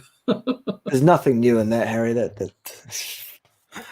I got them going once. Oh, did I ever get them going? They realised that after that I'd been literally pulling each other's foot, and they were at each other's full time. I got them going, and then they realised, oh shit, Harry just got one on us.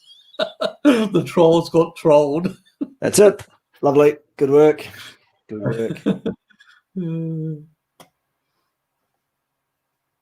And then T1 got a bit nasty to me, and I reminded him who was boss. That's right. Goodness me.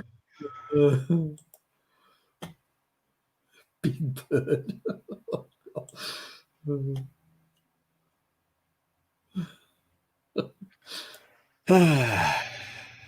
Yes. Nothing wrong with a bit of whooping yourself. Yeah, rates with this lot. Yeah, I'm an expert in self-flagellation. Yes, I've done a bit of that myself. And I've had to do certain, let's say calisthenic type of exercise positions. I'm told it's one of the reasons my eyesight was so bad. Oh yeah, exactly. You should know that. I mean, God. Yeah. They did tell you when you were young that if you did that for too long, you'd go blind. That's it. That's what I'm referring to. Exactly. Good. Yes. It's a great evening for me and Bart. And I'm happy that you're having a good morning, mate. Well, it's getting on, actually, for me. It's 9:30. Oh, yes, it is. It is definitely 9:30 for you. Mm. Definitely getting on. And that was for you. And I'm not sure what he's actually, is that a hello sort of greeting? Yeah, he's saying good day. Yeah. And I'm saying, hey, sans face on. Very good, Dan. Good work.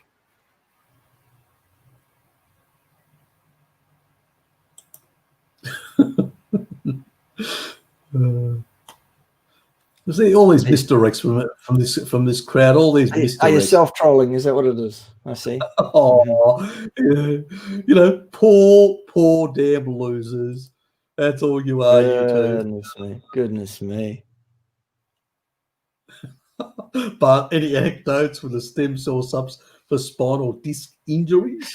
Yes, there are, but we're not allowed to share them with you because we can't make any kind of therapeutic claims or be seen to be making any kind of therapeutic claims. All we can do is repeat what we've already said, which is this product does exactly what it says it does, which is that it does demonstrably, with peer-reviewed evidence, it does cause the release of adult stem cells that it claims that it causes.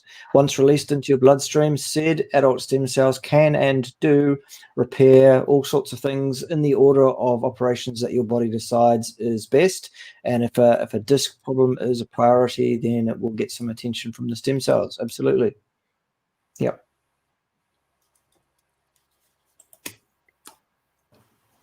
In general, yes, but then again, it depends. It's all nuanced.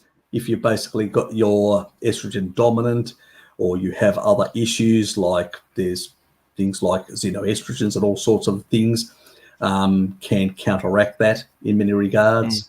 So it's nuanced. It depends on a lot of things. Sometimes people do all the right things, and there's other factors. There could be mold in their home. There could be a whole lot of other things affecting them, which is just impeding fat loss. So working against them. The other thing is stress. Stress is one that actually can really damage, play havoc with your endocrine system. Salt helps.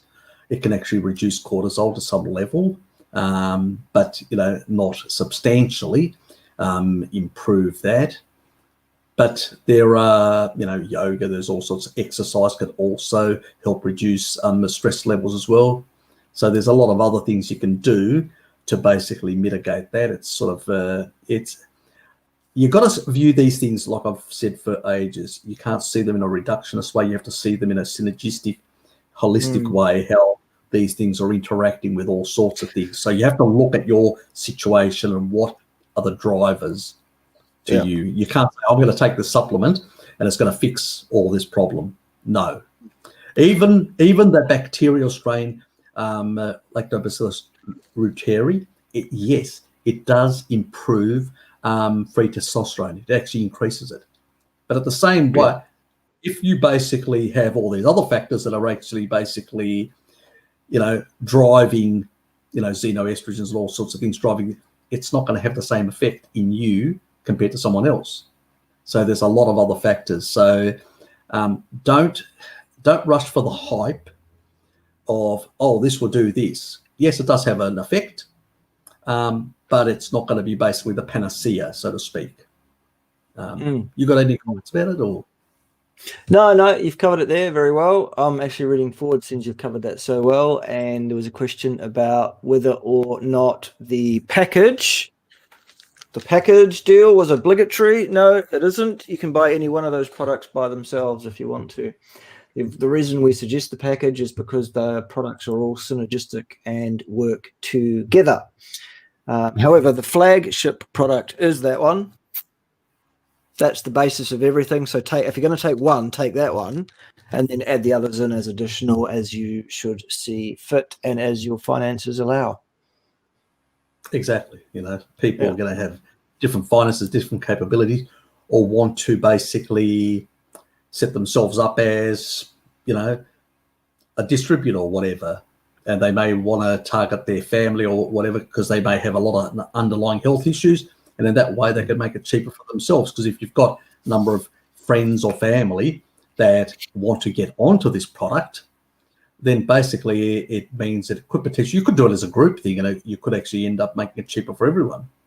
in that regard. So there's a lot of things you can do. It's really up to you guys to contact Bart, find out options, and then consider what best works for you guys in that regard. That's why I brought Bart on to explain some of the details, because he's done a lot of the spruiking of his like on his channel where he does certain videos and all that, but he hasn't actually participated in sort of like a live stream where he can interact directly with you guys, asking questions and stuff like that, going back and forwards. And I think that's why I said to him, why don't you come on, and because you've got a real good product. You know me, I never promote any products. It's just one of those. And Bart never has as well. It's not something that he does, but we've talked about this product privately and about how it sort of transformed his life. And I said, well, it's probably something that basically isn't your run-of-the-mill. You're not basically selling snake oil, and you're not basically promoting some powder, which really most foods that are nutrient dense can cover anyway. That you don't really. There are two reasons I decided finally after 10 years that I really should be promoting this product. Number one, because YouTube will not allow me to earn a living. So I thought, fuck it, I might as well earn a living another way, and this is a way I could do that. And number two, I figured I was being selfish by not telling people about this product because it's that good. So I actually thought that the reason I wasn't going to promote it in the first place is because I wanted to keep my channel clean of any product promotions, because that's the first thing that people will have a go at you about. So I wanted to keep that out of the way. However, given that I'm not allowed to earn a living on YouTube because I'm a bad bald man, I thought, well, bugger it, I will. And then I've rationalized it as, well, actually, I've been pretty selfish by not telling people about it. So now I am telling you. Now you know. Now you've got no excuses not to go and buy it. And also on the other thing is, I've pretty much myself, I've said to people that this is, when you look at the evidence, when you look at the repair that it's done for a lot of people and all that, I can't find another product out there that has actually shown similar results. And I know stem cells quite some time back were a really big thing, but then they sort of died off because they were using sort of, from aborted fetuses and all that sort of stuff. And there was a lot of controversy on that. And there was a lot of legislation that went up around the world to ban it. And it really just nearly killed off the whole industry. There's a few Asian countries where that's still happening, but they have different sort of, legal frameworks that they operate under. But in most other sort of Western type countries, Europe, North America, Australasia and all that, it became very tight and tightly regulated. And so this is a product that basically does something similar, but without all those other sort of ethical sort of issues. Well, it promotes the release of your own adult stem cells. That's right. There is no embryonic tissue involved. So exactly. that issue is completely obfuscated. So that's fine. Yeah. And that's it. I just wanted to point that out to people so they were quite clear about that. Yeah. Because a lot of people still have certain notions about what, and oh look, a lot of people, I mean, I have a tendency to basically I look at some of the old bodybuilders.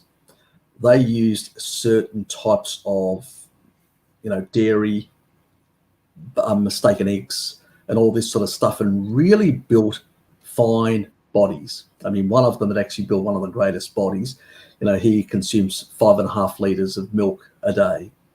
So there is a lot of things that you can actually get from animal products. And the nice thing about animal products compared to supplements, powders, is they're not processed with high deuterium levels. So milk comes from, the fermentation of grass. Grass is a low deuterium source. So the milk and the milk sugar, it's like, I'll give you an example. Some sugars have 140 something parts per million. Other sugars have 150 or 160 parts per million.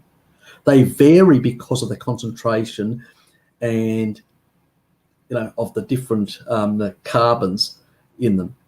But when you look at something like milk that comes from the cow, it's only in the calving period when the milk deuterium goes up. So in the springtime and stuff like that. But most of the rest of the year, it's much lower because there's no requirement to put that thing in there. That's why I usually say to people, you know, if it's spring period, I usually cut my milk back deliberately for that. And I've said that to Bart ages ago when we chatted about why I do it, for that specific reason, for the deuterium part. But if you're basically using, if you're trying to use a safe thing like galactose as to enhance the sort of insulin spike to get that more anabolism and all of that, in a sense, you're sort of retaining more water in there. But anyway, to make things look bigger, I wouldn't use it as a training thing. I'd actually use it if I was basically going to be exhibiting myself, because I would bulge those muscles even more at that time. Why take it when you're just strengthening, building, increasing those fibers and all that, you know, and sort of increasing your mind nuclei or enhancing their activity. So why would you basically bother at that point? But I would, especially if I was basically going to get on a, you know, to present my body at that just the day before. Then, yep, definitely I'd throw in some of that sugar from the galactose and try and actually have that more bigger, pronounced definition of my muscles. But most people are not doing that. They just want to become a bit stronger, a bit toned and stuff like that. So I don't see the sort of value with some of these sort of things.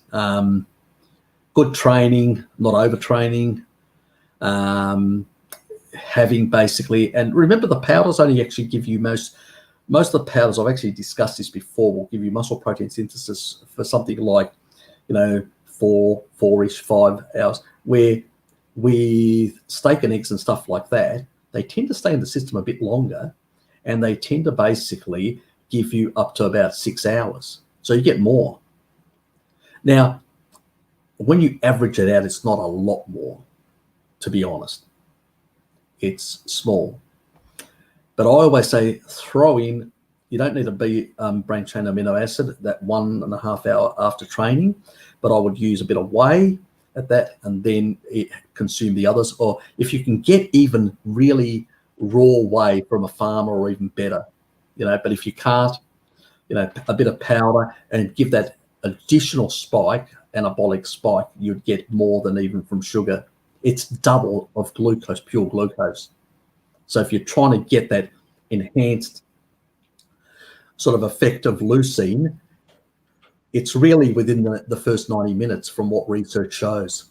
So, you know, that's it. And then throw in some real foods. So let's not over powder ourselves, so to speak, which is what I'm trying to say. Because there is the deuterium side of things as well. Food is different compared to a processed thing, and they're expensive as well. Anyway, that's my take on it anyway. Yep, very good. Yes, people built beautiful bodies in the past without powders, apparently. They did. Yes, they must have done it wrong. They must have, because they didn't use chronometer, Harry. That's it. Oh, yes, exactly. Chronometer. Or the modern day sort of supplements. Without those, God, where would you be? You'd never build big bodies. But if you take a look at the old bodybuilders, because I look at the golden era type bodybuilders and stuff like that, these guys, when you look at these guys, they are really, you know, sort of ripped and muscular, that wide, you know, those wide shoulder muscular type guys. The current guys, are all basically have got all these big pot bellies from the carbohydrates. Yeah. And they tend to be fat muscular. That's the new style of supposedly strength. It's a fat muscular guy. It just doesn't look really good, to be honest. like the guys in the past, the golden era. That's my opinion anyway.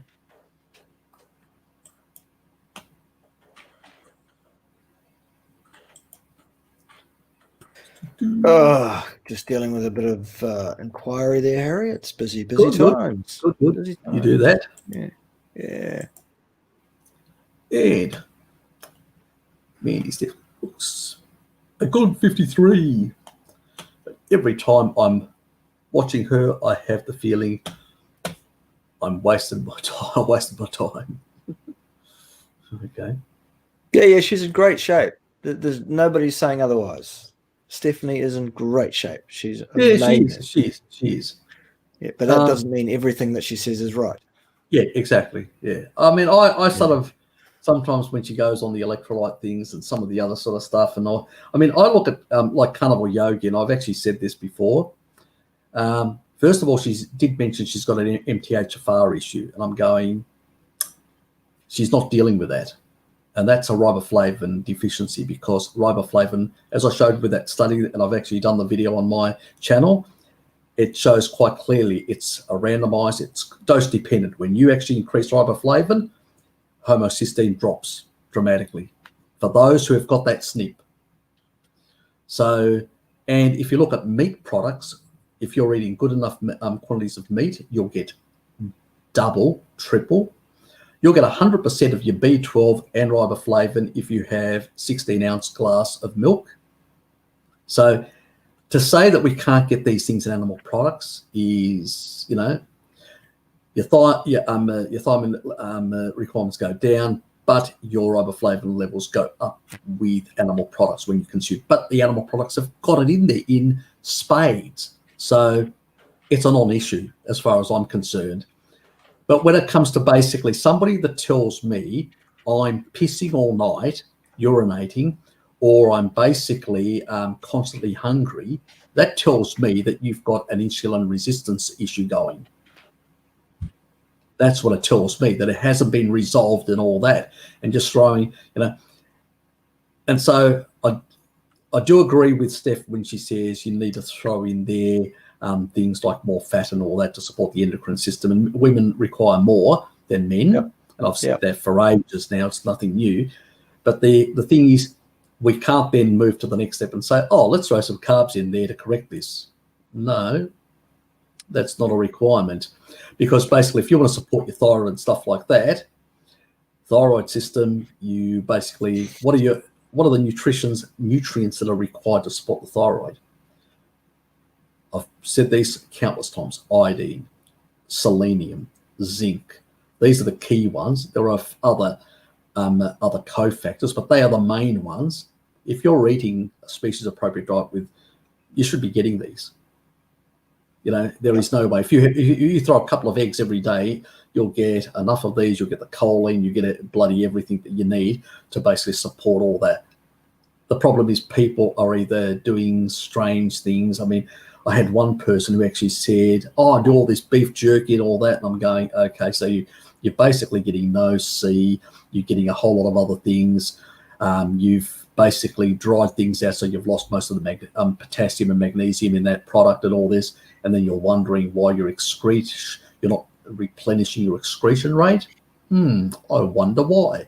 So people do a lot of funny things out there, and they wonder why, stuff like that. But at the same time, you need to resolve certain things. The fastest way, and Steph's against it, the fastest way to correct an insulin, when your insulin is chronically elevated, insulin resistance, fasting. You do a 72-hour fast, I tell you how quickly you become insulin sensitive, dramatically. We've seen this. It's in the literature. We've seen people like Jason Fung and a whole lot of other people doing it. It's a dramatic reversal. And then when you break that fast, as long as you basically go back to a species-appropriate diet with fat and proteins, you're not going to basically re-engage those things anymore. So when people are in a glycolytic state, continuously burning, they don't have the enzymes, and they haven't upregulated this, and their body's used to basically burning sugar. When you throw more muscle meat in there, lean muscle meat, which is sort of rabbit starvation, all you're going to do is basically just going to use it as glucose.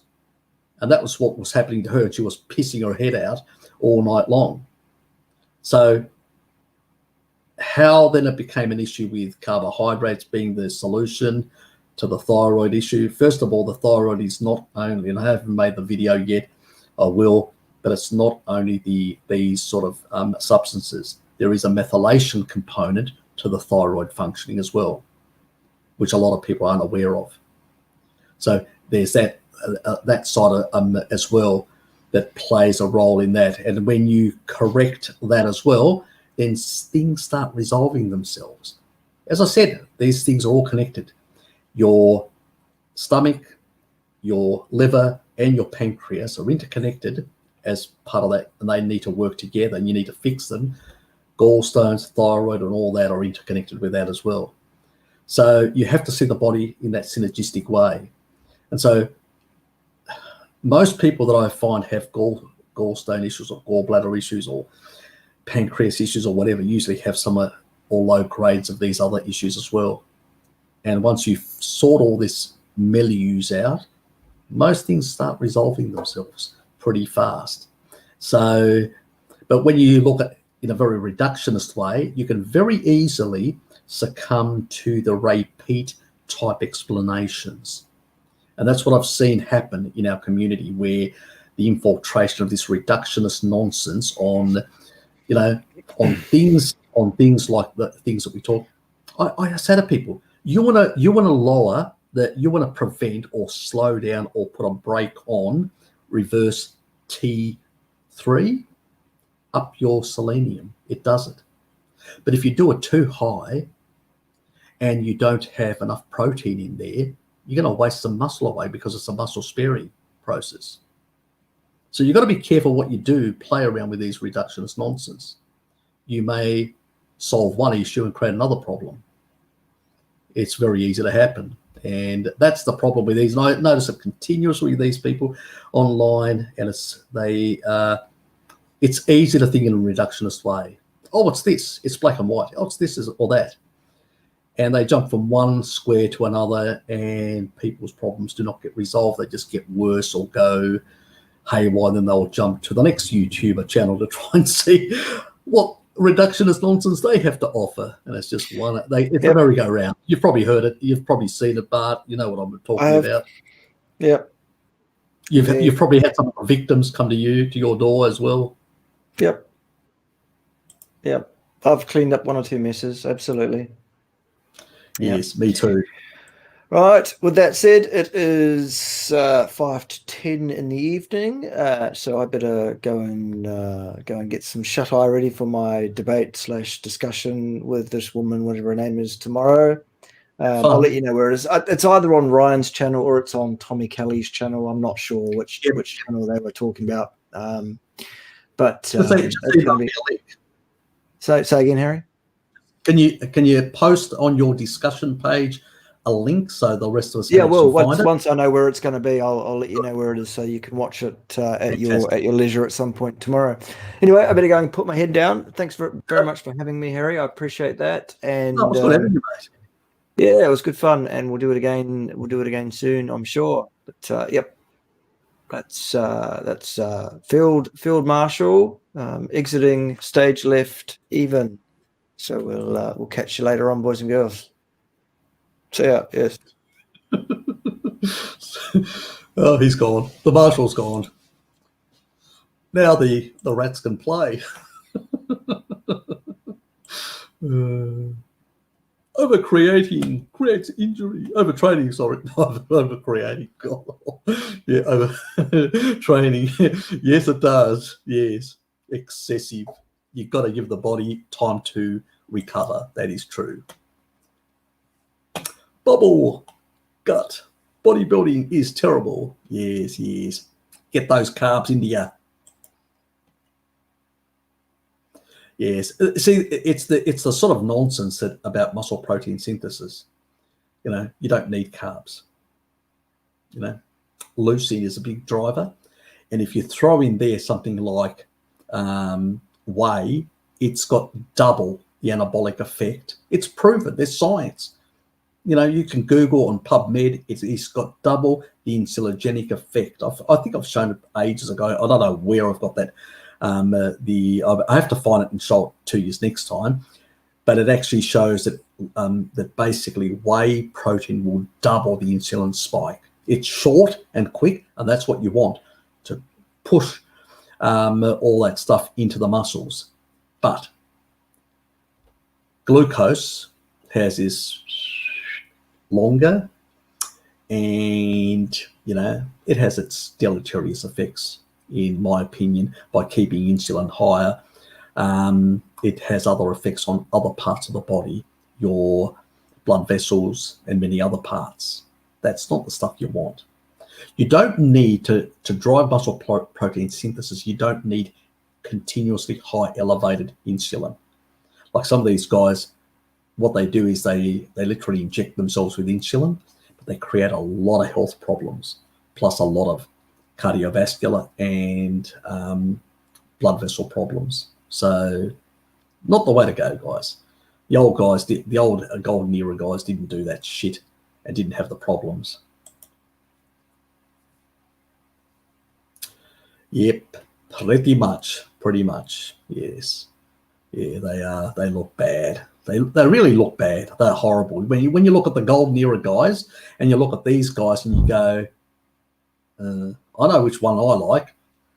So, and some of the golden era guys had some really good strategies in order to build, to widen the chest, or to really build the chest out. Certain types of exercise and all that sort of stuff to sort of cause remodeling of the, of the muscle skeletal structure. These guys really were smart. They weren't dummies like these guys. Look, give me a supplement and I'll pump some iron. That's the fucking stupid sort of modern bodybuilder, and that's why they look so horrendous. They don't usually they don't engage their brain. Those old guys were smart. They were out for competition. That was a niche area. They were in California or parts of Central Europe. These were smart, educated people with high IQs or above average IQs that really biohacked themselves to create, really powerful bodies. They weren't dummies like a lot of them, the majority, 90% of today, who just think that you can throw a couple of supplements and a few roids and you can become, the next Arnold Schwarzenegger. Doesn't work. And you just have to look at the disasters, as you said, in amongst a lot of the modern bodybuilders. Yeah, atrocious. I don't have much respect for them. I'll be honest. And even the strongest men, they're all, fat ass, and the big. I think sometimes the extra weight allows them to literally just push on gravity and pull things along. So you're welcome, Mandy.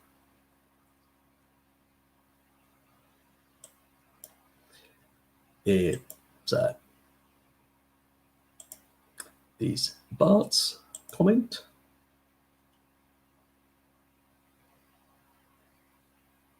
It doesn't. It absolutely makes no bloody sense. If you eat species appropriately, and you would have done what you would have done. See, the other thing that a lot of people don't realize is that the body can, if it knows, it goes, it's like, how can I put it? It's like when you see something that is sugary, your insulin will spike. Your blood sugar will increase. Most people are unaware of this, but it does happen. Why? Because the body's getting prepared. It's going, ooh, it's got a visual cue, and it knows to start transcripting, getting all these mechanisms in play. So the golden rule there is don't walk outside a lot of these food places if you don't want these spikes happening. But this is but it's usually momentarily. It drops very rapidly after that because there isn't nothing coming in. But it still has that momentary thing. It shows you powerful connection between our visual system and all these other parts of the body, how holistically it all works together. It's really important to understand that. A lot of people miss it, and that's where they miss a lot of understanding about addictions. So it's one thing I've learned about addictions, how the visual part of our brain sort of interacts and drives some of this hormonal behavior, and most people just miss that whole thing. in many regards. Yeah, I love Nora. She's really nice. Recommended a real low protein diet, only 50. Did she? Sounds really low to me. Yeah, it does. Huh. Would you ever even get enough? No. Why did she recommend that? Is this for a therapeutic reason? It must be a therapeutic reason, because that is not ancestrally. I'm surprised, because I know that she's always promoted animal products and stuff like that. So don't know. I haven't. Is this a recent thing? I may have to look into her reasoning. There must be a reasoning behind it. I find it a bit strange that, yeah. Look, Sambora people, 3.92. That one of that person that was actually followed and measured by those researchers, and they actually noticed that he was, this person in particular, I can't remember, they gave him a name, a generic name, but he basically, that was the stuff that I did with Bart ages ago, and they were consuming on average, they worked out 3.92 grams of protein per kilo body weight. He was around about 70 odd in that regard. So these guys were on a high protein, high fat type diet. So, but they were physically active all day, doing a lot of work and moving around and going through a desert environment where you're really breaking down tissue. You're really pushing the human animal to the brink. Maybe if you're a sedentary person and all that, maybe you don't need as much. Maybe that was what she was trying to say, that these people that are too sedentary may need less, and it may be an issue and all that. But then again, it's nuanced, because the older you get, the less especially if you're sedentary, you'll end up with more senescence, which means that you'll lower your capacity much quicker for taurine synthesis. Without taurine, which is the key amino transporter for other proteins in the system, so that will slow down. So you could end up more sarcopenia, osteoporotic much faster. So I don't understand. It doesn't make sense to me. If she said that, I'd ignore it, basically. Doesn't sound right to me. Because when I look at some of the science and some of the archaeological evidence and some of the other information out there, yeah, I mean, this is the funny thing in our community. I find continuously it's either an attack on meat, on protein from animal, or fats from animals. And yeah, it's damn super bloody low. I tend to consume anywhere between, my lowest in terms of protein intake in a day may be around 90, 80 or 90, usually about 90. So it's the top of the 80 or 90 grams of protein, but I tend to sort of consume on average around, I'm not a big bloke either, around 100. It varies. I mean, yesterday was probably the biggest amount. It was over 100 and nearly got to 160 grams. The day before it was about 102, and the previous day to that it was around about the 120 odd, which is what my average is normally. So, God, that's just because the problem is these people don't understand one thing. Protein isn't, let me put it this way, the RDIs on protein, where do they come from? There's 0.8. It all comes from this study where it actually looked at the minimal, this is young healthy adults, the minimal requirement to basically maintain muscle. Okay, now is protein only involved in muscles? No. There's shitloads of proteins that are required for transporter purposes, and there's also enzymes which are made of protein that also have their role. So your requirements are actually double. That's the minimum, double the RDI as a minimum to cover enzymatic requirements, protein transporter requirements, and general muscle and other tissues, blah, blah, blah, requirements. So You know, the RDA stuff is bonkers, is crap. Don't believe it. It's nonsense. It absolutely is in that regard. And it's sort of the minimum requirement for young, healthy adults. The requirement is your protein requirements go up as you age, not down. So, yeah, quite shocking to somebody like her to actually say something like that. So, I don't know. I'll have to basically check out the video and work out exactly why she's saying this, because it does not make sense to me at all.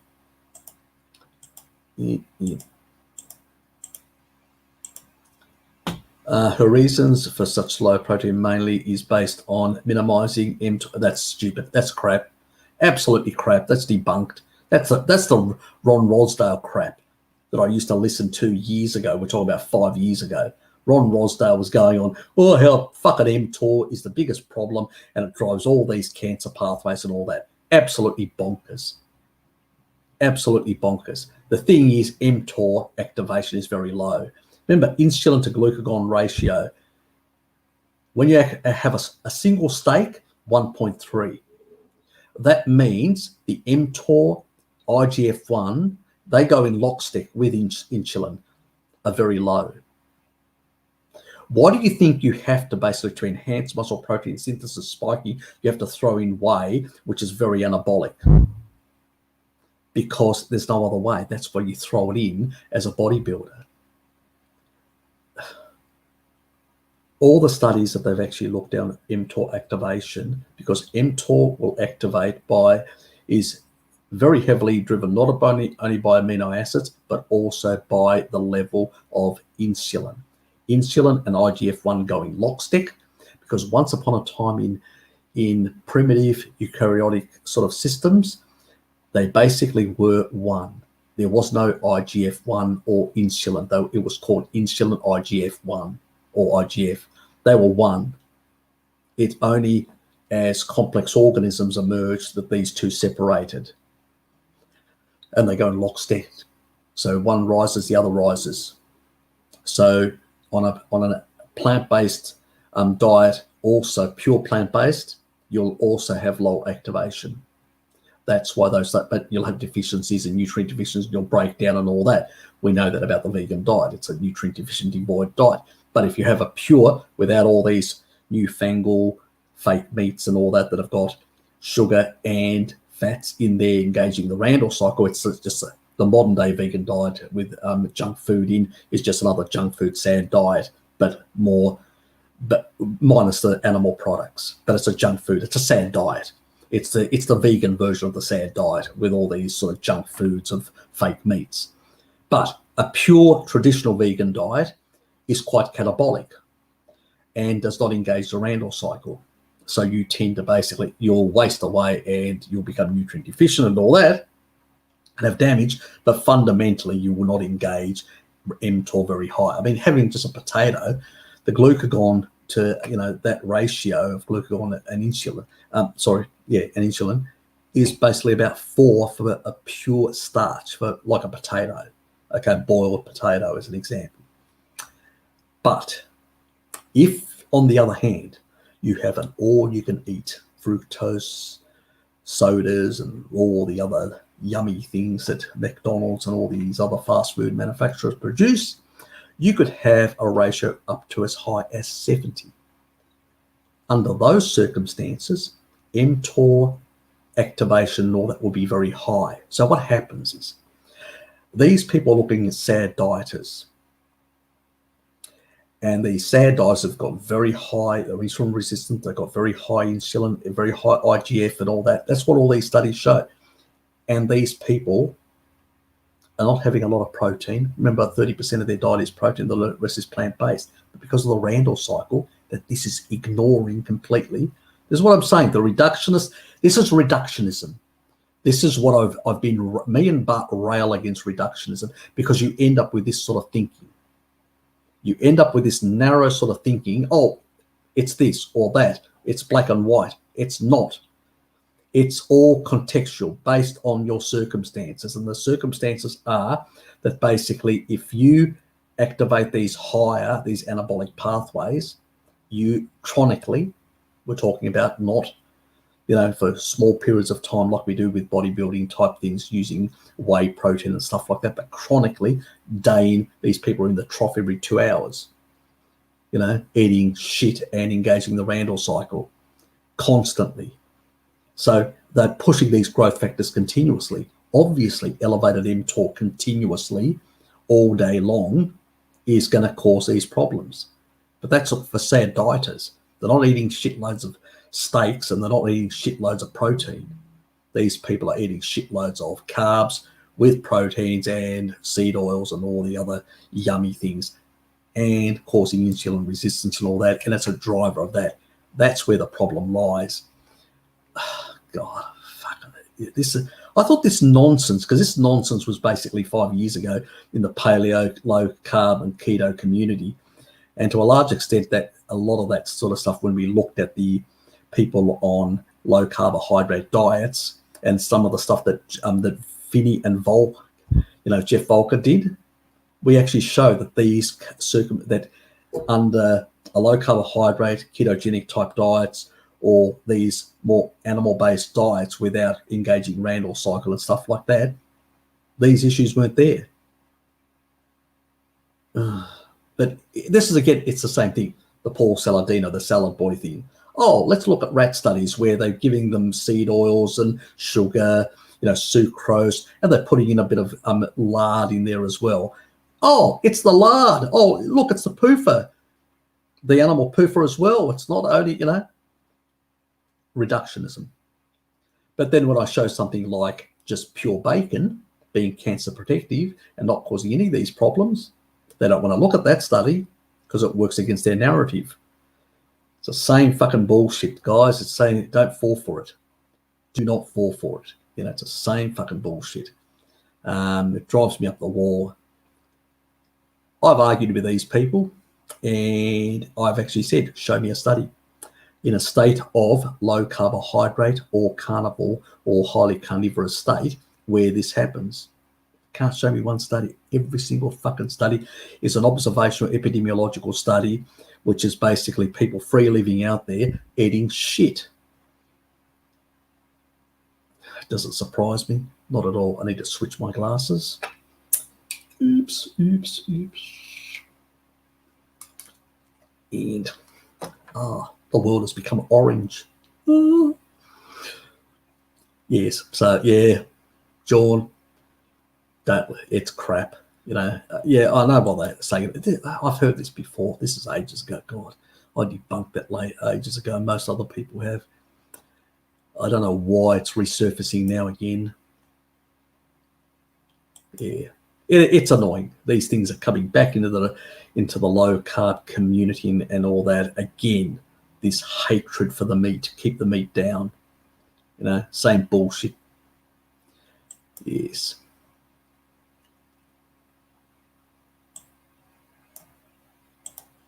Yes. Bald man batters. He's gone. It's good value. Look, I've told him, I said to him, come on, you need to push this. It's a good product that he's got. And I said, you need the income as well, mate. But it is a good product. You know me, I would not push anything that was shit. It actually reversed his, loss of eyesight. And a lot of people that have taken it have actually seen improvements. People need to make their own choices on whether they need it or whether fasting, exercise, having a very clean diet and all that with very minimal indiscretions is enough. Everybody needs to make their own choices in that regard. I mean, at this stage, I haven't bought it. I'm actually looking at when I get to 65, when I actually get into my retirement years, that I will jump on it at that stage because I'm doing a lot of other things that seem to be doing pretty good for me. But at that stage, I will need extra assistance because I know beyond that stage, things really, 60 onwards in a couple of years' time, really things start going downhill a bit faster. And at that stage, I will have to do something to arrest that. And that this will be an option in that regard. Hopefully they'll be cheaper by that as well. But that's me. I'm trying to get my father on it. in this regard. I've spoken to him. He says he'll think about it. It's the price, I think. He's a pensioner, you know. So I understand. Anyway.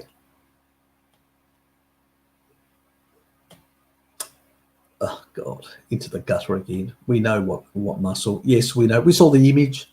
We saw the image, the growth factor. Yes, that little pointy thing. It looked very slimy. Do you realise that? It looked very slimy. No real firmness to it whatsoever. Poor.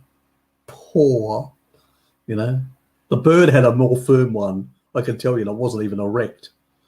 Poor.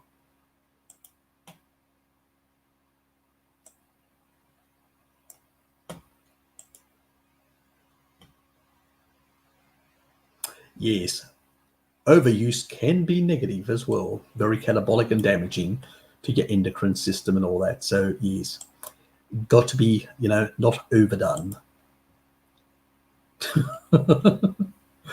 Yeah, it was piss poor, wasn't it? He definitely will. He'll go blind. Oh, God. Mandy, say something intelligent. Let's just stick with solid, reliable, safe guides to help Sir Harry, Lord Bart, and Pims. Yes. They're all good. Look, they're really good value, and they're good friends. I enjoy their support. And that's what I forgot. I forgot to ask Bart. I don't know because Pim said that he was, yeah. Oh, he's got one for me. One for me. Oh, God. Deconnect. Hold on. Oh, I've just muddled that up. Give me a sec. I lost my other link. Damn. No control. No.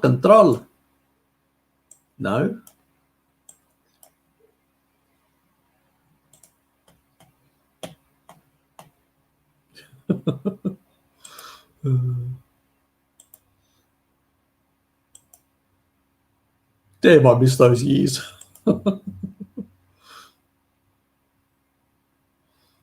What has happened here?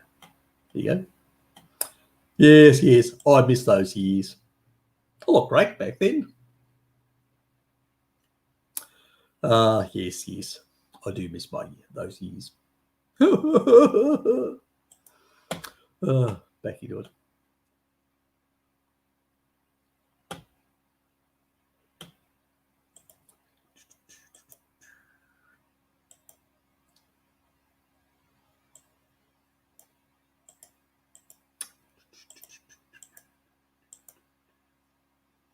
Yep, we know.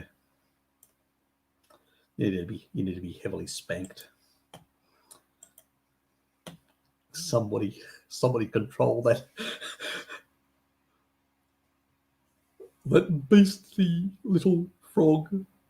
Vegan one. He's not really vegan. Nah. Look, Arnold Schwarzenegger is not really vegan. He's a fake plant-based. You know, he's a fake plant-based shield. You know, basically, he's been in competition. You know, like they had what was it? The geese that they were being slaughtered. He was basically part of that. So how can he be vegan? Then he consumes eggs. I mean, how can he be vegan? So look, there's a lot of factors that are basically playing in that. I don't doubt that plant-based can have negative effects on your heart. I've actually discussed it in the past, how the actual red blood cells, if you get too many phytosterols, that means the plant-based cholesterol form inside your red blood vessels, they stiffen. They can't get through a number of the blood vessels, especially the thinner ones, because they can't elongate through and they're not flexible enough. And you may end up with some level of hypoxia chronic hypoxia in some parts of the tissue, which can create necrosis and damage and all that. And if it's in part of the heart, yes, it can create problems to the heart. And you need bypass surgery to fix that. So yes, it can. A plant-based diet heavily in phytosterols can cause that problem. But I think there's a lot of other factors with Arnold. He's done, let's say he's used substances in his life that probably have caused a number of issues. And it doesn't really help when he gets on. And he's also consumed a lot of junk food. A lot of people don't realize Arnold has consumed in the past a lot of junk food as well. So, sad dieter as well. So he's not, he's never been clean. He puts on a persona he's a politician, ex-politician. He knows how to play the game. He's quite intelligent bloke, don't get me wrong. He knows how to play that. He knew how to leverage from his bodybuilding, use that to get into movies and all that. He actually has said that. So, and then eventually to politics and other things. So he's a very smart person. He's not a dumb person. But at the same time, he basically doesn't really know much about nutrition. He's very, even some of the old bodybuilders that trained him basically said Arnold would just do his own thing. But, if it suited him, he'd pay attention. If it didn't, he didn't, because that's what he was. He had a goal to try and achieve certain goals. He wasn't really focused and didn't really care how he got there, basically, is what they were saying.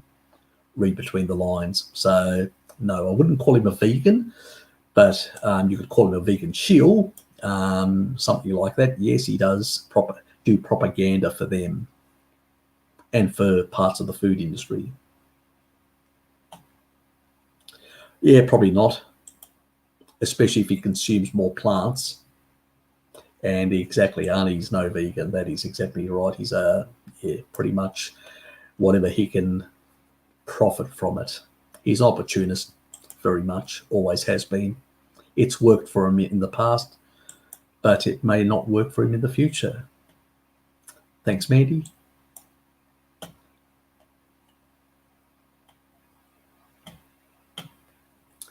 You've got a lot of phases that you actually respond to, I hear.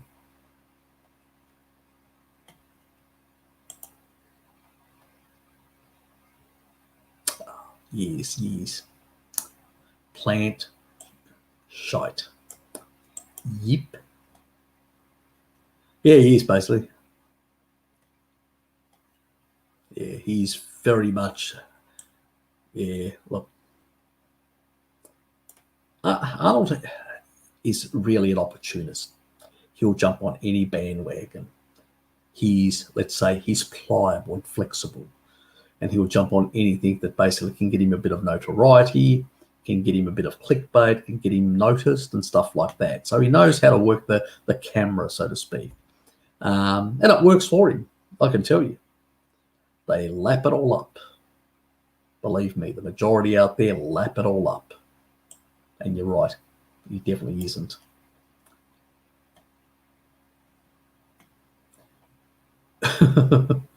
Look. People like that, the biggest problem is they have an aggressive approach in the way they conduct themselves and push their narratives and all that. Now, people like Chris Kresser and other people really have difficulty taking these people on. People like myself wouldn't have any difficulty because basically I just will speak over people. I don't give a shit. And I can be very aggressive if I want to. So, but when you've got somebody like Chris Kresser who's very, malleable, very, he doesn't have that killer instinct. Yeah, these sort of arseholes can actually push over and all that, but I don't think much of him. He's a lightweight.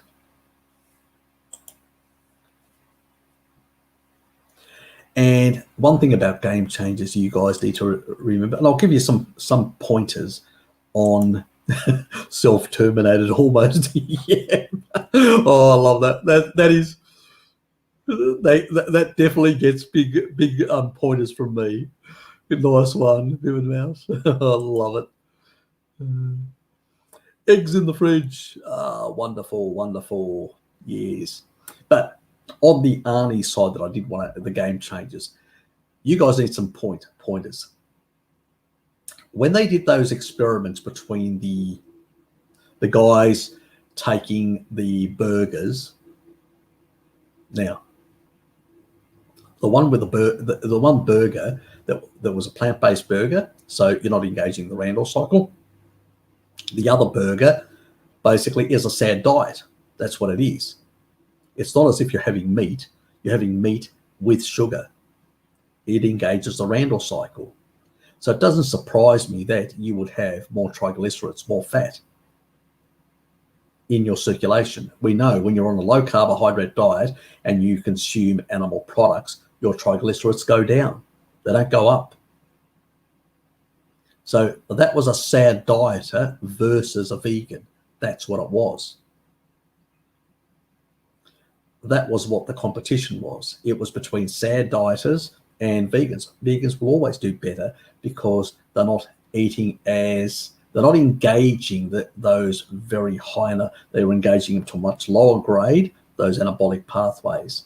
The other thing that they did that they also was a bit of mischievous as well, which is what they did was, if you take a look at the vials, the actual white part was actually higher in the actual, which is the white blood cell count in the actual vegan thing. What does that tell you? That basically there was more of a stronger immune reaction to the food.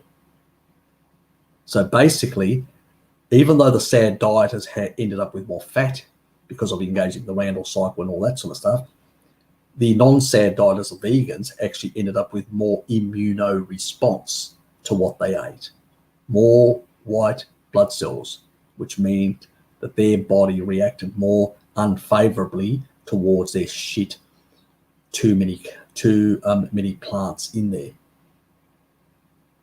So different things, but still negatives, but in different ways. But they didn't point any of this sort of stuff out. So take a look. When you check the video, you'll see that difference. You know, most people don't point that out, but do point it out to the veg-tarded when you actually discuss this issue, because they ignore it completely, and they ignore that it's a competition between a sad dieter and themselves, and the difference isn't dramatic. So they shouldn't really they shouldn't get too wound up and too much that they are just slightly better than somebody on a sad diet. Whoopee would be my reply. And that's what I mean. This is the problem with Chris and many others. They don't actually talk about the Randall cycle. They don't talk about these things. They don't engage in polemic in saying, hold on, this is your argument, and then pull it to pieces. They sort of get on this sort of, oh yeah, we've got this other study that actually shows that. No, fucking turn around and say, you compared it with a sad diet who's on a sick fucking diet, and all you actually achieved is to basically show that your triglycerides were slightly different. Why don't you do a competition with a pure carnivore or a low carber, and let's see what the difference is there. There's plenty of studies that show something different. You're all bullshit. You find the most sickest people to compare, or the sickest diet approach to compare with your nutritional deficient diet. That's the sort of attack that I would do. I said, also, did you notice your white blood count went up? It seems your body is reacting less favorably even than a sad dieter. The immune system must not like the shit that you're putting down your trough. That's a sort of attack approach. But Chris is not, I did public speaking, and I like to rip people apart because that's how you win. It's not really the argument. It's a show. And that's what Joe Rogan and all this, it's a show. It's not basically real science. But I would also use a bit of real science because I like to really, shove in the actual, the winning point. But that's me. Yes, I hope that information, has you upgraded your polemic against the veg-tarded. Get out there and go on the attack, boys. Yes, check out Nora's recent podcast with Saladino. Oh, she's done a collab with Salad Boy. Wonderful. Harry, she was quite adamant on the low protein. Paul did not agree. Good. I know that Paul's got, but he's not, he's actually discussed this before, and he's aware of that. that the Ron Rosdale stuff is shit is wrong. So I'm glad on that point. He's got other, yeah, that was good. I'll give Paul a clap for that. Yes. Good morning, Harry. What do you think about fluoride? It's wonderful. It's great. Guzzle down as much as possible. Your thyroid needs as much fluoride to displace iodine in it. So if you're not getting enough fluoride, your thyroid will be getting too much iodine. Now, we can't have that now, can we? I'm being facetious. I know, Marco, your German background, and so I'm being facetious. Not good. Let's put it this way. I use toothpaste, which has got zero fluoride, zero of any of these, and also the oils, none of those as well. So it's really, really clean, and it doesn't cause any problems. And also you don't need to use it as much. I also use salt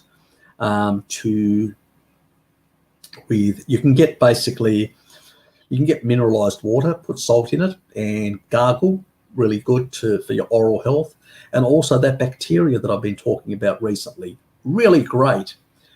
It's a chewable thing. It goes through and it really helps your oral health as well. It really brings under control those nasty bacteria that like to cause issues. So do consider that option. But what do I think is Germany, they add it to toothpaste, many other critical, not good. If somebody was to ask me personally, would I remove fluoride from the water? I'd say no. And I'll give you the reason why. Majority of people out there are not doing a clean diet, and they are eating excessive amounts of carbohydrates. That means they're going to cause themselves a lot of bloody issues. And the other potential is that the water supply needs to be clean. But is that really a solution? No. The reality is we can develop other technologies. We could have used, we could run water through a piping system and use ultraviolet, UV, to kill off pathogens in the water. And we wouldn't need to use fluoride. But we would need to organise a campaign in our nations to encourage politicians to subsidise the retooling of these sort of facilities that use fluoride to fluoridate water. And I can tell you it would be a long, long fight, a long, long struggle, because the majority of the population out there would think we're bonkers. But when you look at the science, it's quite clear that fluoride does displace in the thyroid. Look, the body needs a bit of fluoride, don't get me wrong. Again, we don't want to be reductionists and say all fluoride is bad. No, some fluoride is required for biological processes in the body. But excessive amounts will basically, have a negative effect on the thyroid. Now, you can take slightly more iodine to basically displace that fluoride and to sort of reduce its effects. Yes, you could do that as well, like taking iodinized salt and stuff like that. You could do that. But again, these are having to put band-aid solutions on problems. Some people, the way they deal with it is they get toothpaste which is fluoride free, and they put a filter on their tap or the water coming into their home. So that's the best approach in that regard. But it's not something that's going to basically destroy your health necessarily, as some people make out. But at the same time, it can have negative effects. And again, the dose makes the difference. If you're somebody highly on high carbohydrates who require high levels of deuterium depletion, you will also dehydrate yourself. And that dehydration will potentially make you more likely to consume more water than people who hydrate with fat.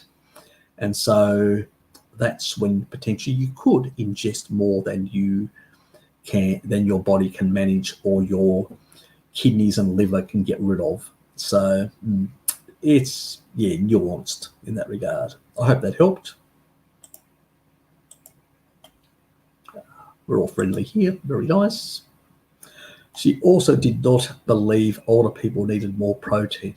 What? Just a matter of poor digestion capacity. Nah. Protein uptake actually declines due to reductions in taurine biosynthesis in the body. So you need either more protein, or you need to supplement taurine.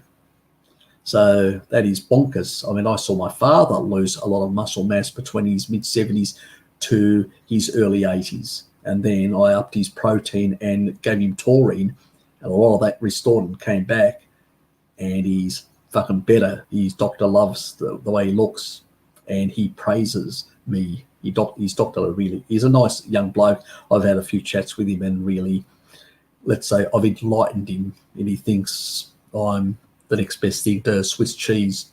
But anyway, that's an Australian saying to say, you're beaut, you're great. Yes. So there are some, but he's a young doctor, and he's experimented a bit. He's willing to look outside the box, so to speak. He actually had to lose a lot of weight by changing what he did, going on a high protein diet and stuff like that. And, with an exercise regime that really worked for him, because he had a lot of weight problems as well. So, God, people in our community saying this sort of stuff, oh, God, it's just, it saddens me to say them at most, because I like her. I've liked her stuff in the past. It's really good, but God, she's jumped on the Ron Rosdale bandwagon. God, he's got a lot to answer for. I mean, he's got some good points, like on the thyroid position, how he says that, even though reverse T3 goes up, you can basically, it's sort of all the other temper down in unison, TSH and everything else. So it's not really a thyroid problem, it's just a tempering down, which basically does give you a bit of longevity sort of push in that direction. Don't get me wrong. A lot of older centenarians do have higher reverse T3. So don't get me wrong in that regard. But you can still get the same thing by intermittent fasting and time-restricted feeding while still getting sufficient protein in there. So it's, fucking drives me mad that this stuff is still being peddled. Anyway, let's move on. Yes, in most people's ease. Oops. Oh, thank you, StreamYard, for basically losing my spot. Where am I? Here I am.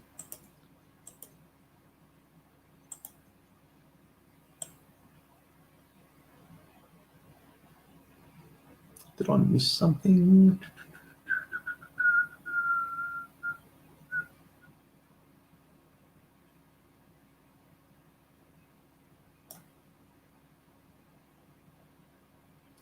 Okay.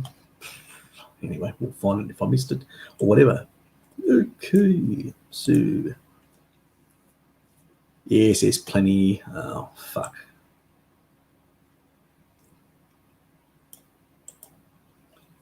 Okay. My with a day protein diluted with eggs.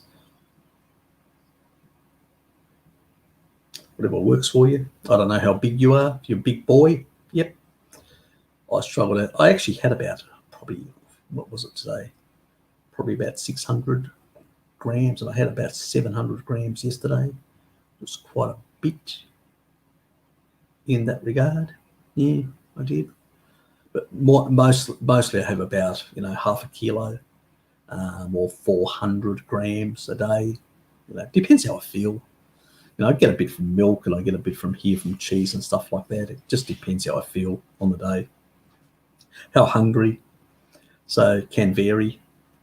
I don't get too wound up, but I definitely, my lowest is probably around the 90 odd, a bit below 90. and my highest gets to about 100, and with all foods, dairy foods and cheeses and all these things combined together. Probably some snack like a beef jerky or cured meats in particular. I haven't had beef jerky for a long time because I don't consider it as nutritious. I prefer having cured meats as a snack, like beer sticks and certain salamis and stuff like that with a bit of brie, so that sort of stuff. Yes, salt is very good. I use that and salt. So, and I haven't seen a dentist for a while as well. Lucky me. Luckily, they don't add it to our water supply in Germany. Yeah, they add it down here. I know in the US they add a whole lot of other chemicals as well. It's really bad in some parts of the US. So can be quite bad. Eating that low protein sounds ancestrally unlikely to me. Yeah, exactly. As if they would sit there and they go, oh, the chronometer said I've had enough meat. No, it's feast or famine, and I mean famine. And these guys will go to town. And why do you think we have a low pH? Well, because we drag that big animal back, the mammoth or whatever, chop it all up and drag it back. And in many cases, it will become slightly putrid, and we will eat it high meat, and stuff like that, because we're trying to get. But if you've got really good digestion and really low stomach acid, because that is all you eat, and your body's really designed and upregulated, it's got all those lactobacillus in there, and they are what do? They do two things. They increase bile, help with the increase of bile, and also they actually increase acidity. They actually lower the acidity to levels where they will kill the bad pathogenic bacteria, and it will keep alive the fighting bacteria, the lactobacillus. And you've seen it, superbugs being taken out, wiped out, eliminated by lactobacillus strains, and they primarily in meat products. And so not an issue. They would have gone to town sitting there gorging on meat and bone marrow. There was nothing left. So when I hear this, these people just, you look at tribal people, and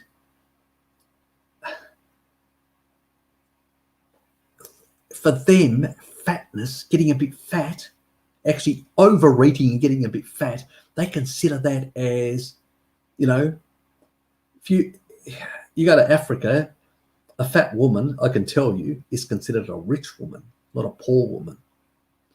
So people have a very different notion. Let me put it that way. Today, we have the world upside down. Believe me, we are completely upside fucking down in the way we view the world. And that's our problem. And that's why we have these strange things. Somebody who's a coat hanger is considered healthy.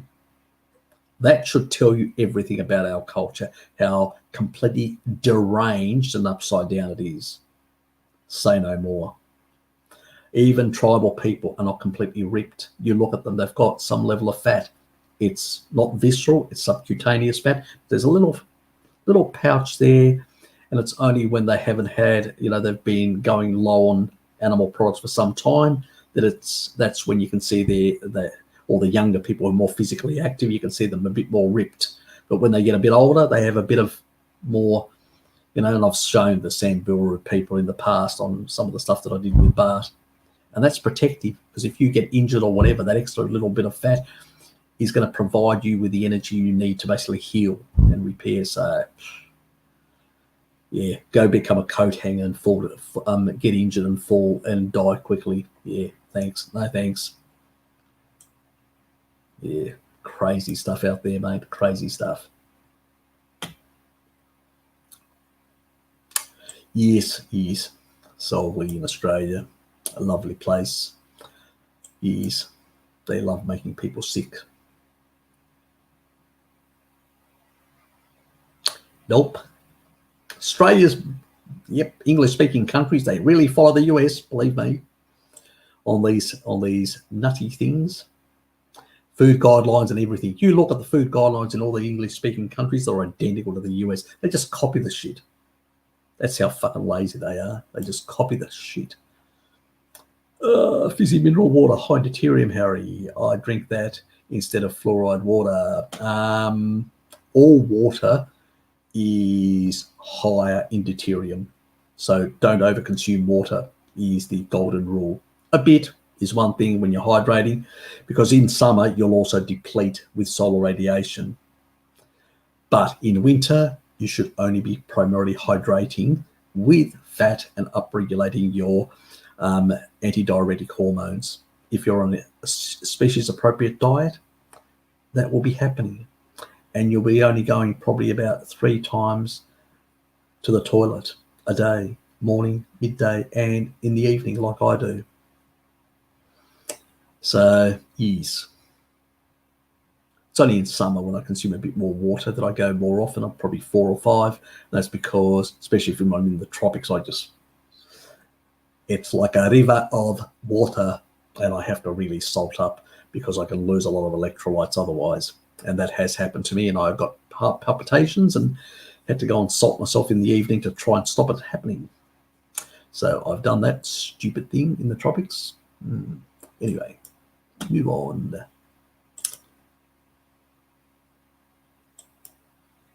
And yes, I'll move on. I want to actually. Yes, exactly. Very irritating to me as well. Yeah, well, more heavily through the English-speaking parts of the world, but yeah, in some other parts as well. That's true. I cringe. Yes, we've all been there. That and Domino's. Yes. Our past lives. 3 pizzas, 3 sides for $30 delivered. Say no more. Have you ordered yet? Will you share? God, $30 I can get some really nice steaks. I'll tell you, much more enjoyable. God, even alcohol sounds better at $30. We've got a nice wine here. $35, Celeste. It's an Australian wine. It's very nice. So I was going to have that, and I didn't get around. That was last week. I actually bought it, was going to have it, and then I didn't get around to it. And then, and then I forgot. I went over to Dad's to have meal today, and I forgot it. And I go, oh, shit.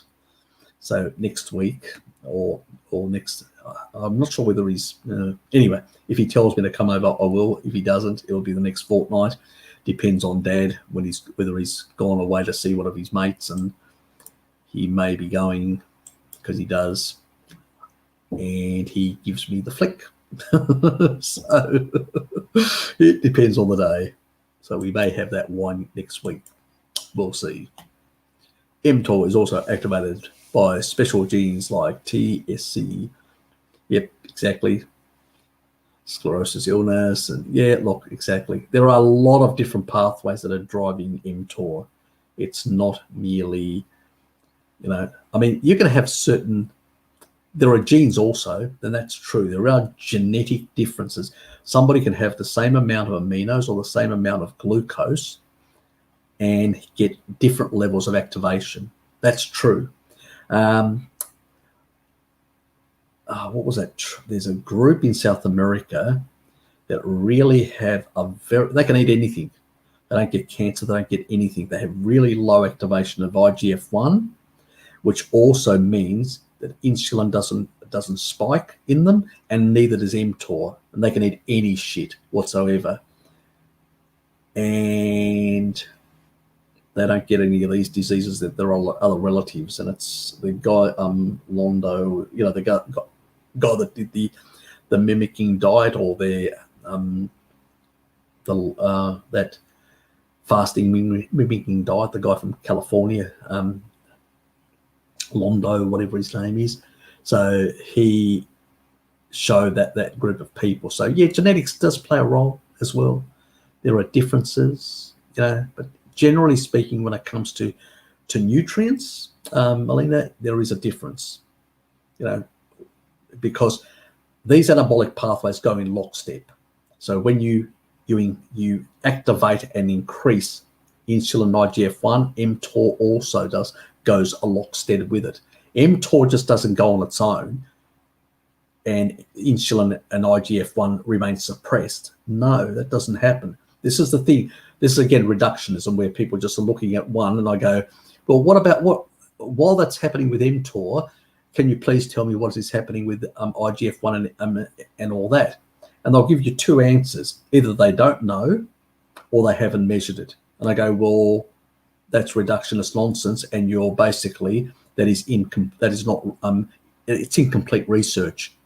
So unless you can show me that what the other anabolic pathways are doing in lockstep with different nutrients, you don't have an argument. And quickly it descends to basically, look at, okay, well, what is in this study? And sometimes they will actually reference a study, and they won't give me what the foods were. And I'm going, well, without the foods, I don't know exactly what pathways are activating and to what degree. So you're making an argument that I should believe without you evidencing your argument. So fuck off is usually my reply at that stage. Because a lot of them, when you really drill down, it's like I drill down on the PUFA and look at all these different things and all these other paradoxes. When you drill down, their argument falls apart very quickly, rapidly.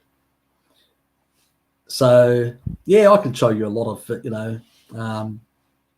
illnesses that actually, but it's not really that. These illnesses may magnify slightly. You've got to be very careful with these. May magnify, or these genes may magnify, but not substantially. It's not going to be like massive. It's going to be small.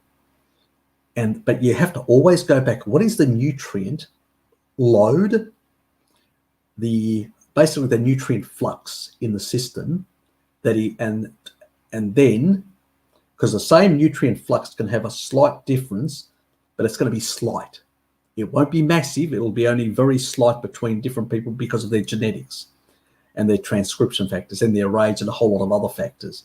But really important is, what is that coming in and what is its composition?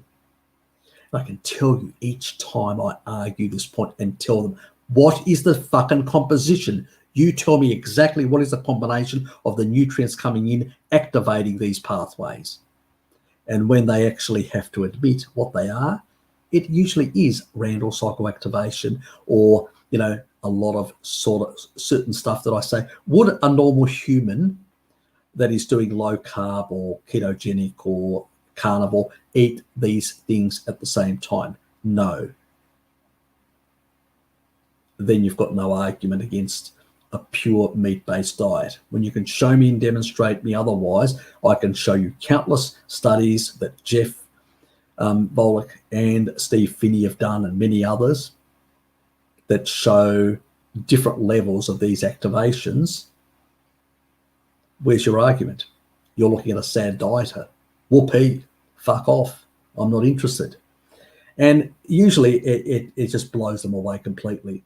So Melina, you really have to ask them and pose to these people when they actually say these things. Ask them, show me the nutrient flux, what is coming in, its composition. And if they're not prepared to show you, then tell them, well, if you're not prepared to show me what is driving these, then you could be making anything up. So, because once they tell you, then you've got an argument against them. You can point out the obvious. This is a sad diet. You're engaging the Randall cycle. You are basically allowing too much nutrients to stay inside the blood rather than going into cells, because there's that insulin resistance at the cell level and pushing up these anabolic pathways, trying to push the shit in somewhere, store it or use it, So that's what's happening. but they won't tell you that because they've got a narrative or something to push, or they've got to say, oh, we've got a wonderful new drug that can control that gene. Well, why don't you just get rid of the crap and you don't need that drug? Again, reductionism. Reductionism because I've got a product, a drug to sell. So don't fall for that crap, is my point. I went through the phase of having to take away foods 3 times a week. You went through a lot of phases. That's not only one of them. Carnivore doesn't make you exempt from burning, mate. Are you using flamethrowers on people now? Blinky.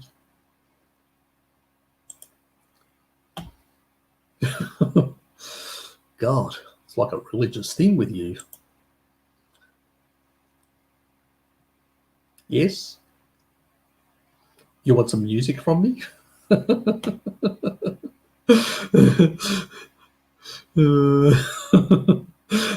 Beat the frog, beat the frog, beat the frog. Couldn't help myself. Anyway, Harry on a rant, love it.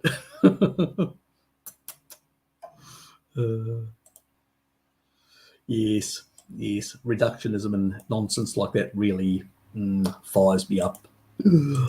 Yes.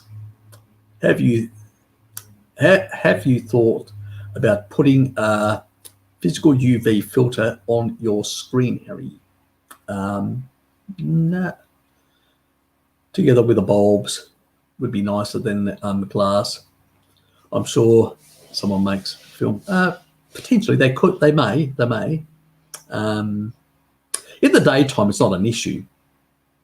Blue blocking, to the same degree, because there is in the normal environment. If you're indoors, you actually have to get some blue light, because normal, if you're outdoors, you would be getting it. So yeah, it's a really strange one in that regard. I wish they had screens which you could actually, they were circadian screens that really just had the backlit type effect, which varied through the day, as in a proper circadian, rather than actually having to put these filters and all that, which is sort of a half-assed attempt to sort of reduce the deleterious effects. Yes. Any engineers out there, please make one of those perfect circadian screens. Yes, that's all we can do. What would you say are the best way to prevent getting burnt sun besides clothes and zinc oxide? I put no sunscreen at all. And my maximum staying out and remember in Tasmania, the burning effect is much more pronounced, where because of the tilting of the earth, the intensity of the UV is much more intense. It's in the closer to the poles you go in the summer periods. But why can I go out without sunscreen all day? Well, when you have more retinol in your diet, when you have more MK4 in your diet, you tend to have like a natural sunscreen. You don't need any of this other junk. Now, if you're still getting burnt, much easier, it still means that you haven't cleared out a lot of the PUFA, stored PUFA in your skin, which means you need a low dose vitamin E, the Jarrow one, which I've talked about, which is a vitamin E complex for 4 to 6 years to eliminate the stored PUFA in your skin from the old vegetable oils. So that would be your issue, and then you won't have to worry. Was that yes, that was the Roy one. Yes. Let's move on. Is that how far back I am? Shit. I am back a bit. Oh, we're going to go plow through this. Nurse in a uniform. Anyway, fucking boomer amateur hour again. That wasn't for you. It was for him.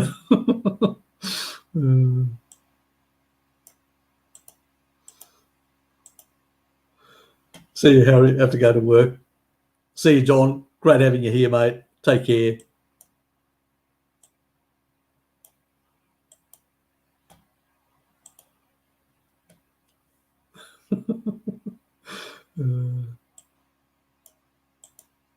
Chris Kessler was weak as fuck in the he was weak. Fuck, I was here listening to it, and I felt like thumping the fucker, you know, physically taking a baseball bat to the cunt. Anyway, that's me. I do have a violent streak. Anyway, but nah, God, piss poor debating skills.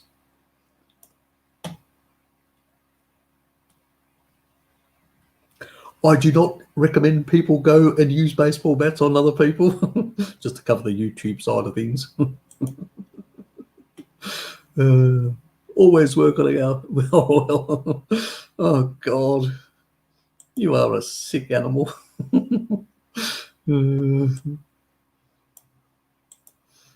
Don't take anything that he offers.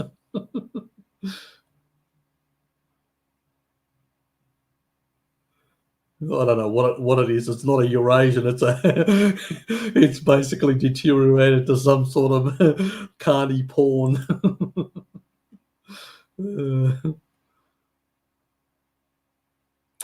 Oh, yes, you're reading quite a bit, aren't we? Yes, I mean, I'm more in the 70 kilo mark, and I can tell you I wouldn't be eating that amount. And definitely not lean. It's not good for you to be eating that amount. On the deuterium side and many other things, you do need extra fat to balance. Because remember, sugar has the most deuterium, protein has the second highest deuterium, and fat has the lowest. So the 1-to-1 ratio between fat and protein balances out the deuterium levels, because it's slightly over, you know, depending on the meats, can be up to 140 odd. So you definitely want to be under the 130. So that is why. That's another reason why I'm not so keen on supplements or heavy supplementation, for that reason as well. So yeah, if that's fatty meat, that's fine. But if it's not, probably not.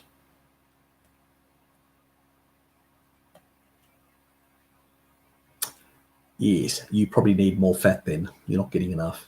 Low body fat is not good for your endocrine system either. You know, our ancestors chased fat. As I said, don't be a coat hanger. More with a wet towel. Oh, God. Be scary meeting you in the shower room. God. T1. Yeah, exactly. You should be. Believe me, you should be.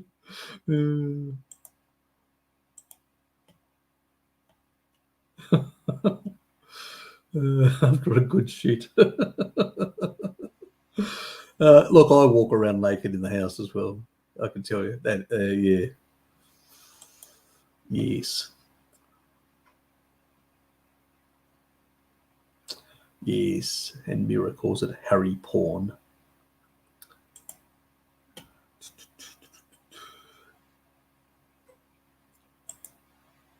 Yes. Good question. Naked? How much does he have naked? I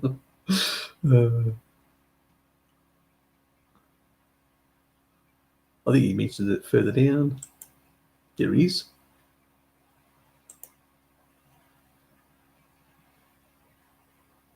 Spring water. Yeah. Yeah, look, if you can get spring water, yeah, it's a good, really good. If you can get access to it. Look, it's hard for a lot of other people to get spring water. The nutritional, add butter, cheese, if meat is too lean. Okay, so you add butter and stuff like that. Good, that's good. So you do add butter. You can actually get your butcher to give you like offcuts. That's another option. So consider that as well, getting offcuts. I'm going to race past some of these comments because I'm trying to get to questions and trying to get down, because we are over 3 hours. So it's not that I'm trying to miss people. It's basically, okay, that's more about your weight and stuff like that. It's a comment. Any questions? What kind of skeletal issues do you have? Oh, okay, that's another question to him, not me.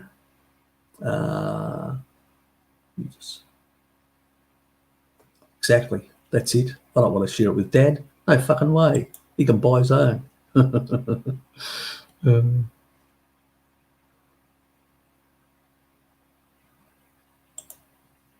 More discussions between yourselves. Luckily he doesn't live around here. God, he'd be around immediately. Harry, let's have some wine. Exactly. He has to cross the pond, and it's a long way from New Zealand, I can tell you. My feet also flex little like hands, so need shoe support, else I get tendonitis. It feels expand, is a longer conversation. Okay. There is some people that have got certain genetics where the tendons tend to not be as, they tend to be weaker in that regard. So if you put more muscular or more tissue on, you can actually put more strain on those parts as well. So that's another thing to consider. That's why some people are not really suited if they've got those genetics to bodybuilding, and they tend to cause sort of teared ligaments much more easier in that regard. So that's a pointer.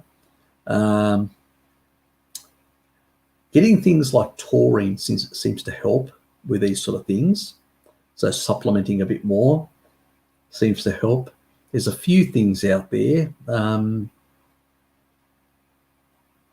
I'm doing research with somebody else in this regard, who's an athlete, and I'm finding a lot of contradictory stuff in the research. So at some point I will create something in this regard, but I want to get beyond the bullshit in this area, and how and whether any of these genes can be affected. I know taurine helps in that regard. I do recommend to this person and to others for that reason as well. But there are some other things that also may help, but I'm not going to mention them yet. One, because it's going to be in the video, but two, because maybe I'm not 100% confident that they will work the way the studies actually have indicated they are probably going to work. So stay tuned.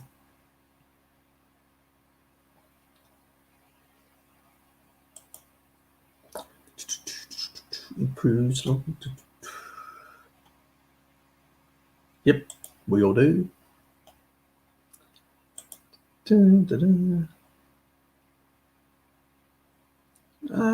Shit. Thank you, StreamYard.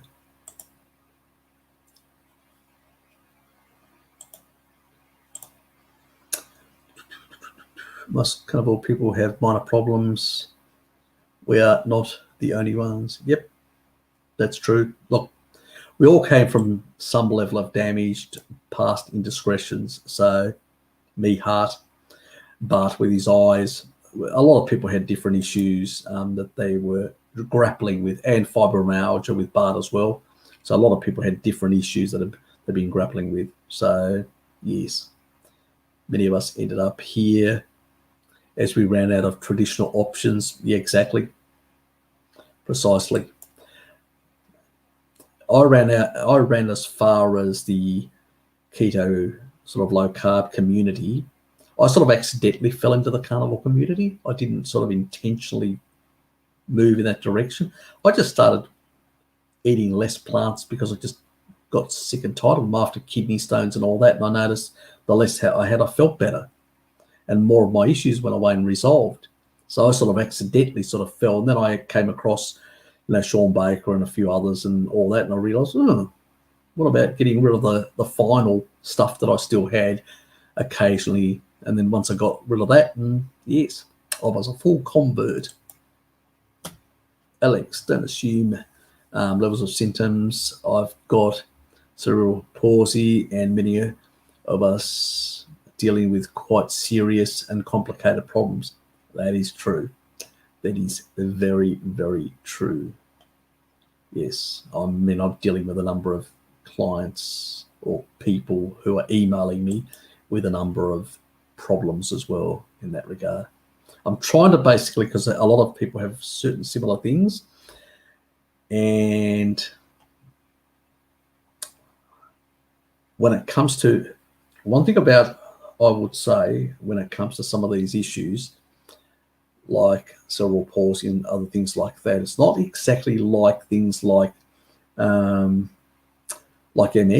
MS is very much a strongly nutrient. For a lot of people that have got MS, it's like a strong nutrient deficiency, like substantial and myelination issues. But with cerebral palsy, there are similar pathways, and I can tell you some of the organ meats and stuff like that do help taking those pathways to improve that. Taurine also, and the phospholipids, in particular eating brains. I know it may gross people out, or at least getting a lot of acetylcholine, things like phosphatidylserine, which can actually turn off some of these genes, and also phosphatidylcholine and phospholipids in general.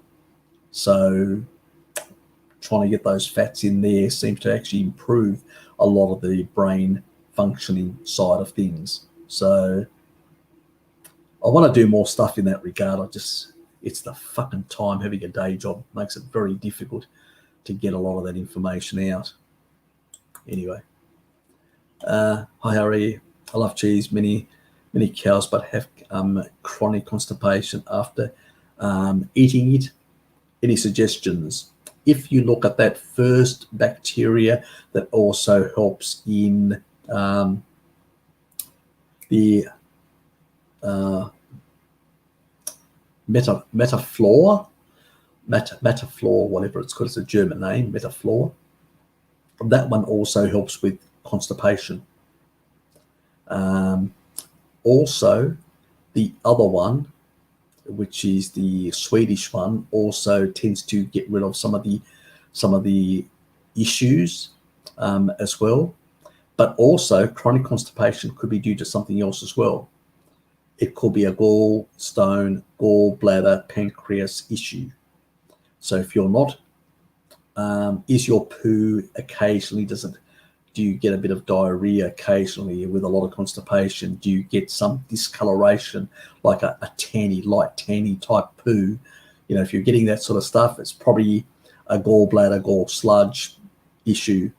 I am trying to get a candida gallbladder blah blah thing next week. I will try, but yes, got a few funny characters in there.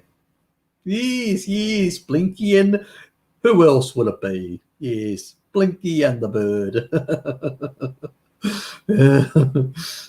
Sickos. Yes, so that first tends to basically reduce constipation and improve the actual also, you could use magnesium, because it's not going to be taken. You only take a certain amount of magnesium into the system. The rest will end up in your bowels, softening it up. But it's a bit like a laxative. That's what you're actually doing. It's like taking a laxative. It's not a solution. It's a laxative. People, when they say, "Oh, take extra magnesium, that'll get rid of your chronic constipation." No, all you're basically doing is like the MDs do. This is the NDs, the naturopathic doctors. The MDs will give you a drug and say, "Take this drug, which will reduce your constipation by, it's a laxative. And the ND will say, oh, why don't you take more magnesium? It does the same thing. It's a laxative. It's not a solution. It's a Band-Aid solution. This bacteria, the metaflora, does actually improve. It actually reduces constipation, but also salt. Adding more salt, salting your food a bit more, can also basically help in that regard as well. So keep that in mind. But there may be other elements like a pancreas issue, like pancreatitis or whatever. And in those sort of cases, if there is a pancreas issue, pancreatic enzymes and also pancreas itself to heal and provide the nutrition that requires may be an issue as well. It's hard to know what is driving it. It could be a number of factors. It could be a gallstone, gall sludge issue. And that will be based on the colouring of your feces, whether lighter occasionally. That should give away that gallstone, gallbladder issue. Not enough bile is being used to and that could be an issue as well. Are you getting some sort of like a jello type thing of fats, poorly broken down in the feces as well a bit occasionally? That could also indicate some level of sludge. So yeah, depends. Need more details.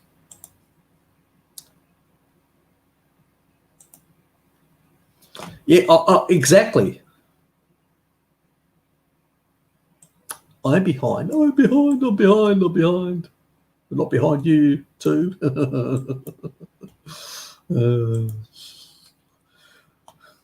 Take me away from the gutter, please. Someone save me.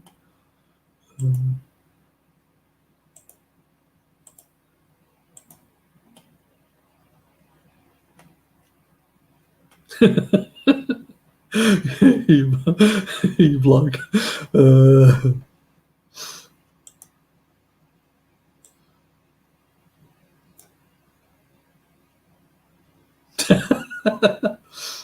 Somebody please make a photo. We need a caption.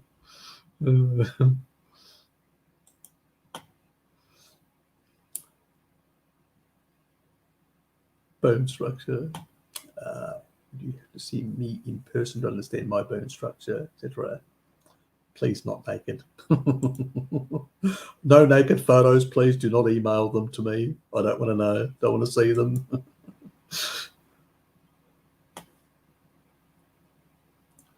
Unless you're a beautiful young woman.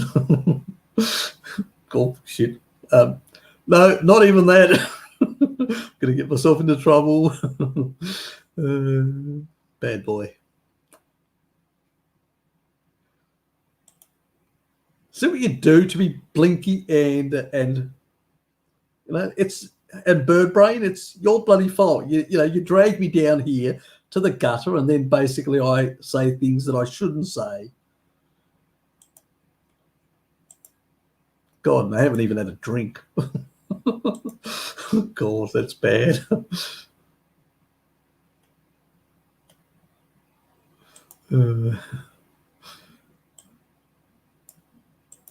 See, Alex.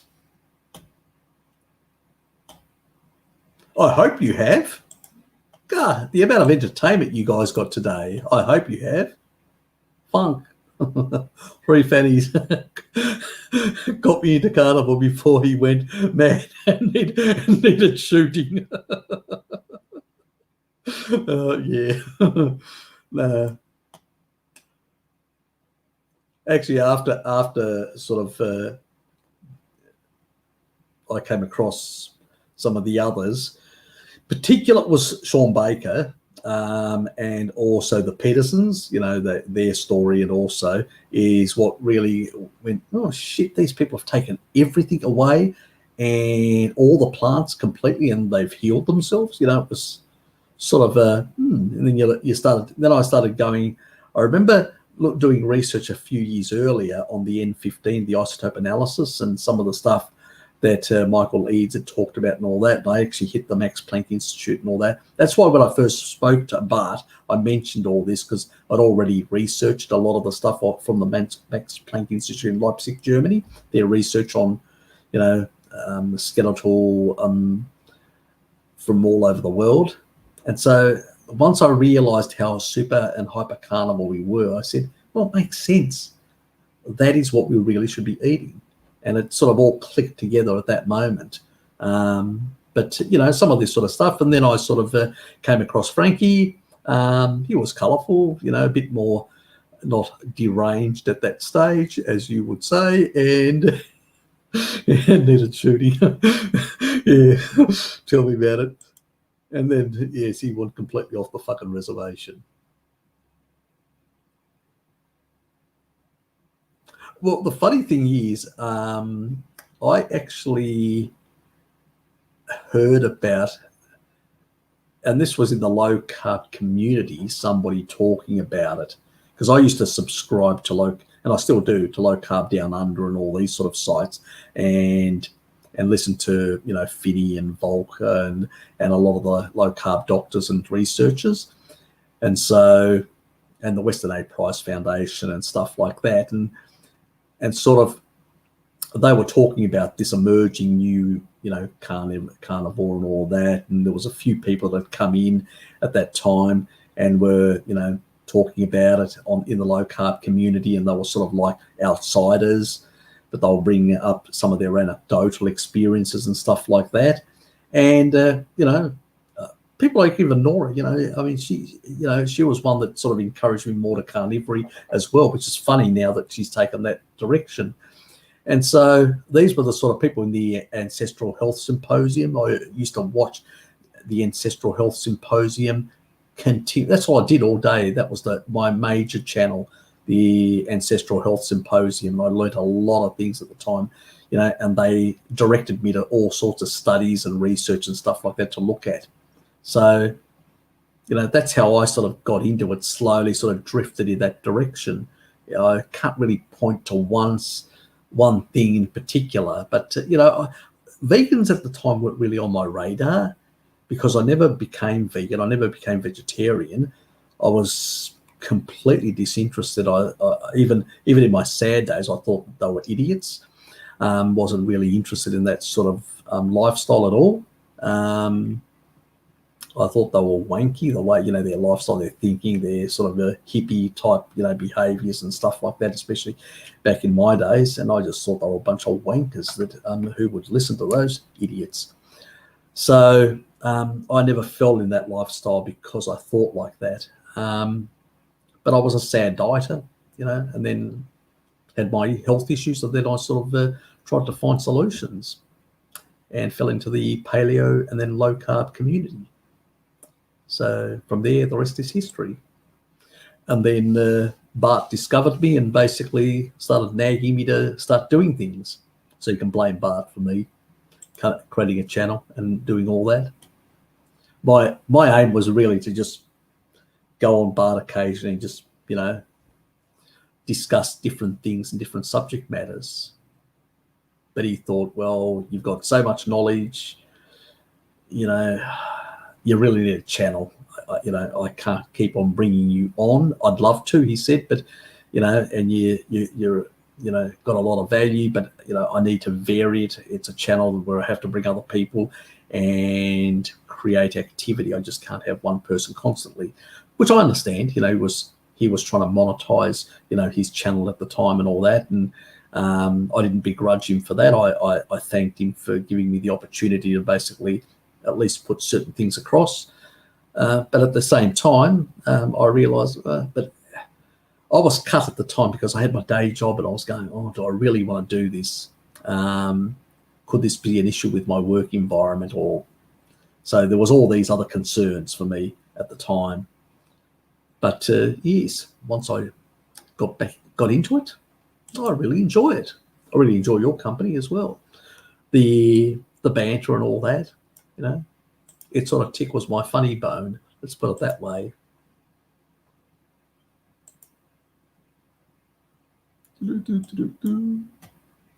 Flicky's says he has too much iron in his liver from 7 years carnivore.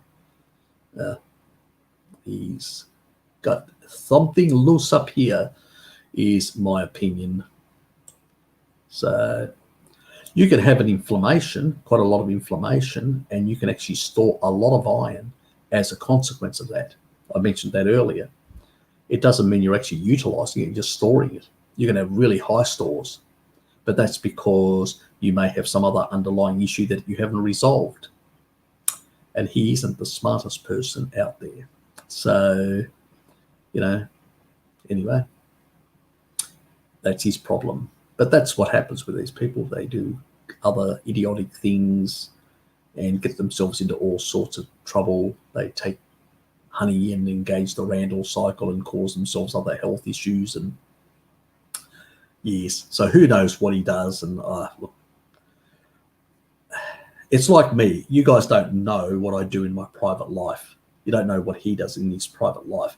I'm just one of those people that tells you, I just own up and say, yeah, I do some indiscretions. Occasionally went out and had a couple of drinks with the guys, or had some ice cream, or, was hit the ice cream for the whole week and really, went to town and realised and all that. Bart sits there drinking, having pizza and all that. We don't hide what we do. And we know if we get into trouble at all, feel a bit crappy, we know, oh yeah, I had too much of that shit. I've got no excuse to blame it on the carnivore diet or other things. But these guys are promoting products. I'm selling grass-fed beef. I can't be seen as not doing the right thing for the community. And so because they're selling product and all that, they're not necessarily being themselves in public. They put a persona up. And so, yes, without me throwing accusations around, which I don't like doing about other people, they put up a persona which they have to live up, and sometimes they can't live up to that. And then they have to blame something else why they didn't, rather than actually look at their own whatever indiscretions, which I don't know. So, and also things that they haven't resolved. So there are a whole lot of things, So hard to say. I mean, I've resolved a lot of things with myself and with other people on this channel, but sometimes it's things that obscure things that people never thought about. And then you sit down and go, and once they enact that change, things correct themselves. So there's a lot of differences. Somebody actually recently sent me their genetic stuff, and I did actually check some of their methylation and detox pathways and stuff like that. Some elements there good, some elements not so good, and all that, but I haven't got around to, I've punched out the PDFs, but I haven't got around to basically reviewing it totally and creating a reply back to him currently.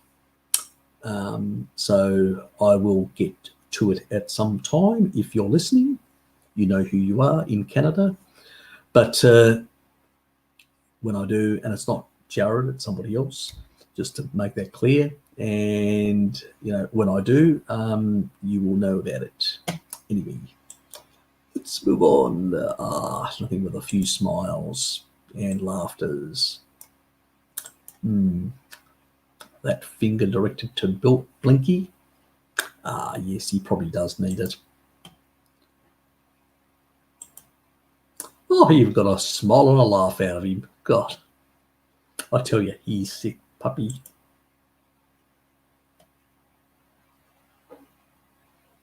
What about head to that Charling and Joe? I have no idea. I don't follow these people and all that. I have no idea. I think they just basically have dropped off. They're not interested in basically being on social media. A number of people do that, It's just the way it is, It's people get on with their life. They've got other things that they're focused on or interested in. So there's a lot of factors. Who knows?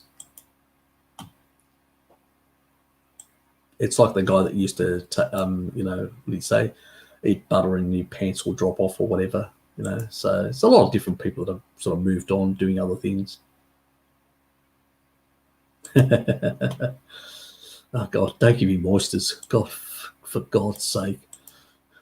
God, that's all you. If we do that, we're really into trouble. Really into trouble. Andersons were always were a good talk point for carnival doubters. Yeah, look. The reality is, look, let's put it this way. Who gives a shit? What one family does is irrelevant. What we need to do is, do we have any good long-term studies on any diet? Bart's talked about this. Do we? See it all, not one. We could say that if we look at the ASZ study for 1 year, Atkins did better. If we look at the actual study that the Israelis did with the 2-year and then 5-year follow-up, and they've done something recently on the same data with the people and all that for, let's say, nearly a decade, Atkins is better. But for a lifetime, because nobody's going to be locked up for a lifetime. So what have we got to go on? N15 isotope analysis. That's all. When you look at the N15 data of all our past ancestors, that should be enough. They were hyper or super carnivores. Slam dunk. End of discussion. There is no other discussion as far as I'm concerned. That is multiple generations over the last of all hominins, over the last 3 million years of evolutionary adaptation to high meat animal-based diets. What more is there? Settled as far as I'm concerned. The archaeological evidence is slam dunk. We don't have, and the rest is just basically anecdotes. And people are not eating like ancestors. These people are eating just steaks. Is that appropriate? I personally don't think so. That's my opinion. I think that some people with some genetics can do it. And I don't disagree with Bart on that. That's true. And with others. But I think some people basically have certain pathways that are limited, like the choline pathway, or the MTHFR pathway. That's a smaller percentage of people, but they do basically need to add other things into their diet. And then there's other factors like the bacterial side of things that can provide folate and B12. There's a lot of different things that interplay compared to our ancestral roots and our modern sort of quasi, or you could say, modern day carnivore diet is not the same as an ancestral one. Let me put it that way. And so, yeah, I put some question marks on a lot of that sort of stuff. So, but that's me, What other people do is their business. But what I notice is when they do these other crazy things or very reductionist approaches to diet or very narrow approaches, they tend to have more health problems that they complain about. So I would say that there is a problem there. And I mean, Stephanie has pointed out the lack of fat in the diet. Yep, an issue with a lot of carnivores, eating too much lean meat, not enough fat. She's right. I agree with her on that. I've made that point quite clearly. She agrees with me on organ meats as well and a number of things like that. Look at her and, look at how much I've reversed my cardiovascular issues and all that. So if organ meats are bad, seem to be working for me and Steph. So, yeah, I mean, I say to people, you want to do steak only, go right ahead. It's your body. I'm not going to tell you what to fucking do. When I look at my ancestors, they did nose to tail. They varied their consumption of different animals, seasonally as well. So what you do, your business. I'll just tell you what I do. And if you want to do the same thing and try it out and it works for you, fine. Thankfully, Carnivore is in contact with Anderson, says they are good. There you go. Here's your answer. They're extremely private. I don't blame them. Sometimes people put themselves out in the limelight and they say, oh, shit, do we want to be identified as the meat-eating family on, we want our privacy back, and so they cut themselves off. A number of people I know have done the same thing. You know, even Bobby did for a while, sort of literally cut. He said, I need to go away to clear up my head. Went away, went to Mount Athos, you know, cleared his head, was able to get himself to, you know, work out what he wanted to be, what he wanted to do in life and stuff like that, and then was able to come back, you know. And so, yep, as I said to people, there's a whole lot of things in that regard. Yes, that one. The Pretty Woman one. The thing is, I can't actually play it, unfortunately, Blinky, because, you know, there is copyright and we don't want to affect my live stream. So now you're a sexist, you bloke. Which bloke? I'm not sure. Is that me you're talking about? I think my partner would differ with that. Anyway, bit of innuendo is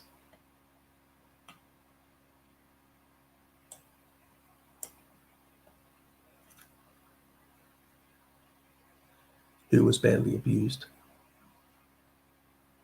I missed the conversation, so I won't make any comments because I've got no idea what you guys are talking about. Oh God, he hasn't sent. Oh, he sent me nude photos. God, please help me. Exactly. heavily.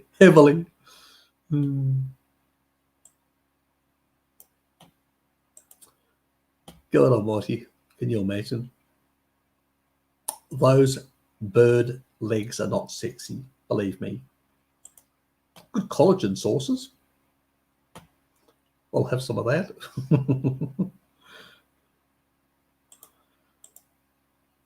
Yes, they are absolute sick puppies. Sick as.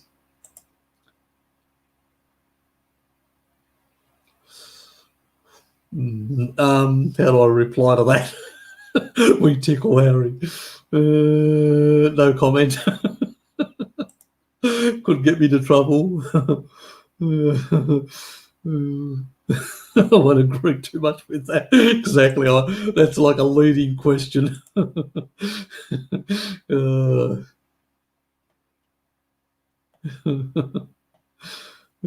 God, yeah, very hard. Yes, very dangerous. Frank would never leave his mates behind. Oh, yes. I should laugh at that comment. Poor Frank, his mental state is not very good. Poor guy, thinks everything is a conspiracy. Yes. Literally lost the plot. Yes, everybody's a shill. Bart's 007. He can't even make it. He struggles to get up a couple of flights, you know, up those stairs, and he's 007. Oh God, so comical with Frank, because he did say that he was an agent. God, even though he picked the wrong agency for the wrong country, even crazy stuff. I mean, he only did stuff for exercise physiology for the Australian military and New Zealand military, and also for that was the SAS. And also, I mean, the only person that actually did for the American military as an academic was Don D'Agostino, you know, the guy down at the University of Miami. So, yeah, it doesn't make sense. That's the Roy thing. Anyway, we are like dogs. We can survive on some plants, but not thrive. We need meat, animal products. Dogs' health is degrading on plants, but they are thriving on meat alone. Exactly. And some of this, I think it's animal abuse, what they're feeding some of the dogs nowadays. Really, it just really annoys me that an animal that did so much. Yes, I do. Greek Orthodox. Going back to that animal thing, an animal that did so much for us in supporting our early hunting and stuff like that, enabled us to basically, or, enhance the hunt, has been so loyal to us, is extremely loyal out of all animals that we've domesticated. Yeah, yeah, exactly. It does annoy me that some of these vegans are abusing them by feeding them plant-based kibble and making them sick. It's the reason why with a lot of these new aged foods, a lot of the actual animals are basically getting sicker and getting cancer. A lot of dog cancer and cancers in cats is on the rise dramatically through the world in the prosperous nations, because that's where the kibble is being fed. My friend, give her a dog, meat alone. Yeah, exactly. Yep, they should be eating meat, not crap. And a lot of organ meats. Fucking rich with their grain bullshit, exactly. They just kill it. Well, it's a good business model. Make them sick. You know what it costs to actually euthanize an animal nowadays? $600 in Australia. Fucking, it's cheaper. A bullet, actually, bullets in the past, you used to buy a whole pack for semi-automatics for a couple of bucks. Nowadays, one bullet costs about $1. Fuck, things have become expensive, but it's cheaper than $600 to put a dog down, I can tell you. Yep.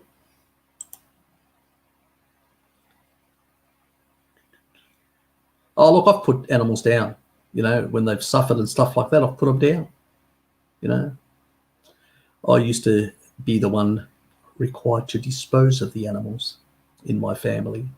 Nobody else wanted to do it. It was a dirty job. Somebody had to do it.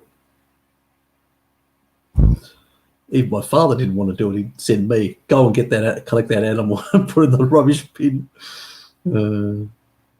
Yes.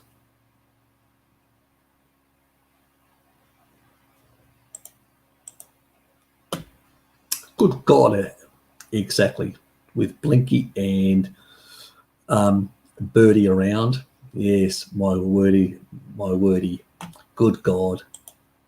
With those two. Exactly. Hunt grains.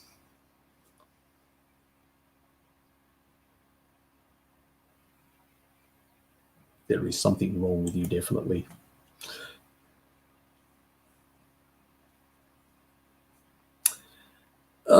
Look, this is a nutrition channel, and I don't go into all that sort of stuff, but I do believe, the funny thing is, even Bart agrees in the anthropic principle that the universe, for intelligent life to come about, it had to unravel in a certain way.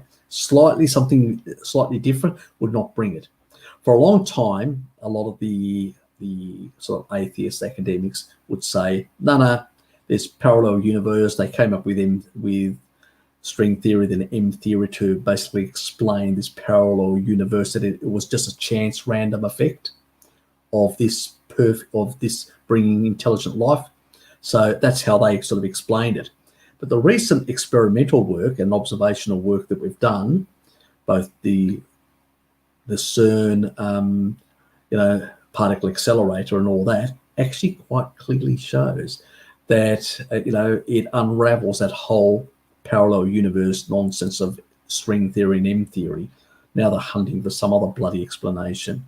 But a lot of these people have spent half their academic life, and again, it's this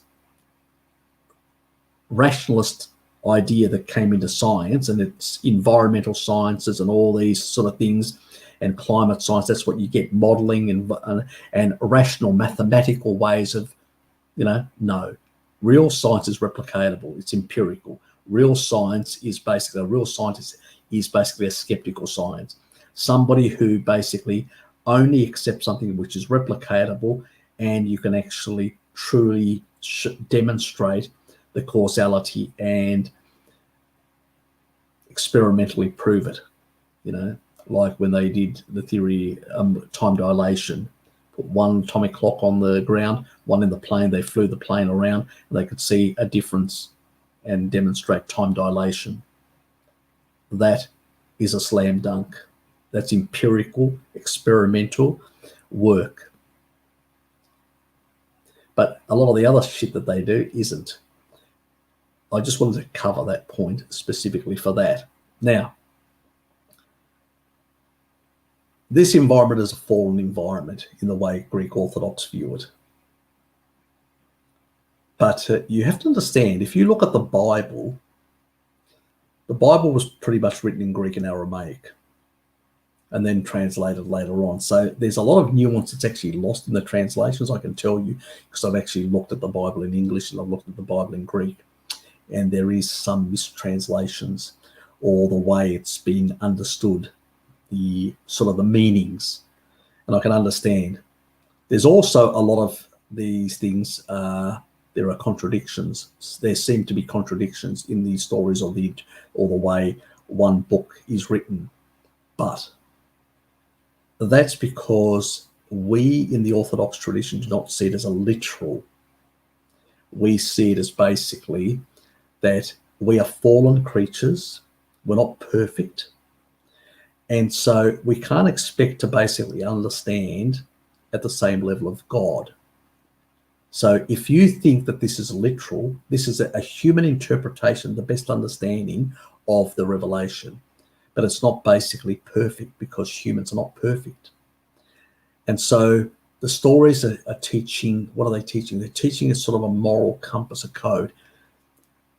If you look at one of the fundamental creeds in the Christian faith in general, what does it say? To move away from darkness towards the light.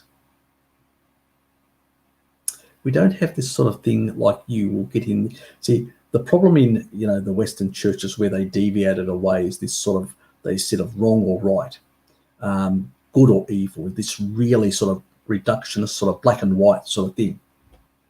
Greek Orthodox doesn't view that. We view we're all sinners, and we're on a gradient of goodness or badness, and we all have bad thoughts. It's because we're fallen. We can't be good or bad. We are on a gradient, and either we're closer to the light or further away from it into darkness. So that is the correct way of interpreting. And so as a faith, it's much closer to something which makes logical sense. It ties to the material universe that we find ourselves in, the fallen environment that we find ourselves in, that we decay and all that and fall apart and all that. So it conforms to that. It also basically, the sort of early stories about how we have fallen into being like beasts and whatever. It sort of explains potentially that fall may explain even further back how we really became animalistic, and then we had to re-evolve. And we're trying to get back to the light, to that perfect image of God, in a sense.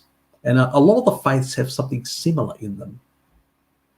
When you look at their core, but it's just different ways of a lot of interpreting that. And the Greek Orthodox recognize that. Unlike Catholics and others, they don't. They have really, we recognize some of those things, but we say that they are, you could say, incomplete versions which are poor human constructs of the same story, in a sense. That's how we sort of interpret it. To have a long theological study discussion will take a long time to explain all these different nuanced points. So, I do want to contact Bobby, and at some time, because he's set up another and try and have some of these conversations, because that would be an appropriate forum. My channel is more food, nutrition orientated and stuff like that. So yeah, so it's yeah, be a long story, but I actually accept evolution.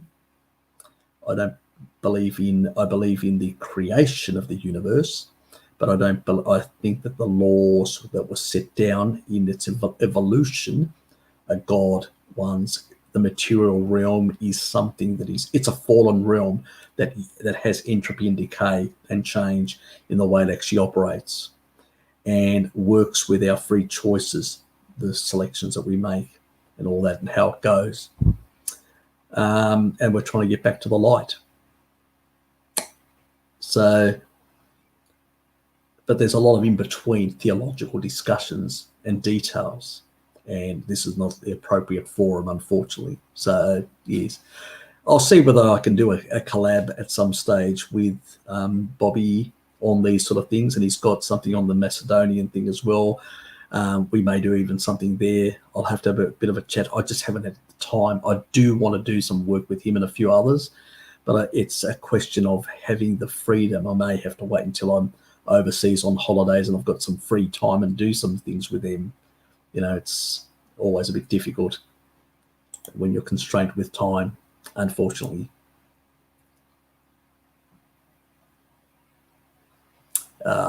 That's philosophical conundrum. A philosophical conundrum. Yes, to create something. First of all, you would have to for that argument to be valid, you would have to basically invalidate the Big Bang, and to invalidate that, you would have to prove why the background radiation is what it is, which sort of you know, alludes that there was an event that brought about this fallen creation. So, and since in our perspective, God is something beyond space-time, whatever that is, we think it's internal, because there is no, only within our universe, only matter. Space itself does not signify time, only matter does. So if you eliminate all matter in the universe, time ceases. It's a law of this universe. So the directional of time goes to infinity or nulls. Unless you're godlike, you will never know what it does. Anyway, fuck, is that the time? Nearly 4 hours. God, this has been a long session. Anyway, it's been quite interesting, actually. We've talked about, we've had a bit of comedy, discussed all sorts of things that I wasn't expecting to discuss in that regard. Let me just quickly see if there's any real... Frank invented God. Yeah. Invented everything. You should know that. Before God, there was Frank. Oh, God. Oh, God. Yeah, fucking trolls. Yes. Okay. Thanks, Angela. Yes. But as I said, you know, look, yeah, it would be great. But I still have to have the time and that sort of stuff. No. Nah, not really interested in that sort of stuff. And now at my age, probably even less.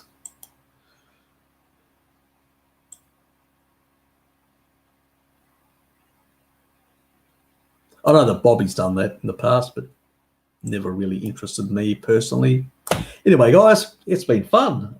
God, we had a long session today, about 3.5 hours earlier and another about 7.5 hours. So it's been a full-on day. Had fun. I enjoyed it. I hope you guys enjoyed it as well. We won't be having a Euro live next week or the week after. It'll be the next month. So because I've got a number of things to do now, we'll have a live stream next week, and the week after I'm not sure. There is a possibility that I may miss the live stream in the morning and then have a Euro live for those hours that I've left over in my account in the evening. So I don't know. Depends on I may be doing something on that day. So if I actually have to be somewhere else on the Sunday, not this coming, but the next one, then I'll do an evening one, a Euro live rather than a day one in the morning, which is the standard live stream. So it depends. I don't know yet in that regard. Next Saturday, I'm going to try and do, if I don't get through this week in doing any of the sort of the gallbladder stuff, the histamine stuff, the candida stuff, if I don't do it, what I'll do is after I've gone to my mates in the afternoon and evening, I'll try and get some material done then to try and cover that sort of stuff. It will really depend this week what happens with my overtime and work.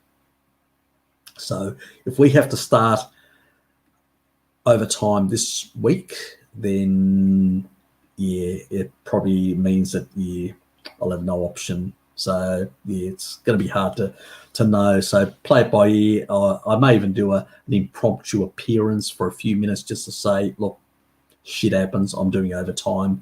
You're not going to see much material for so many days or whatever, or weeks. So I hope that we're not doing every day, but don't know. We'll see what happens. I'll see what happens, and then you will find out what the situation is with me in that regard. So thanks, Blinky. Good to see you. And Lukey's around as well. Good to see you, Luke.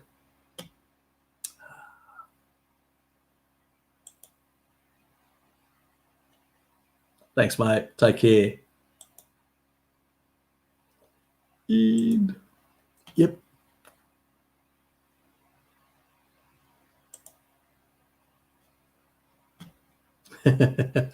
Dogs Hate Great stream.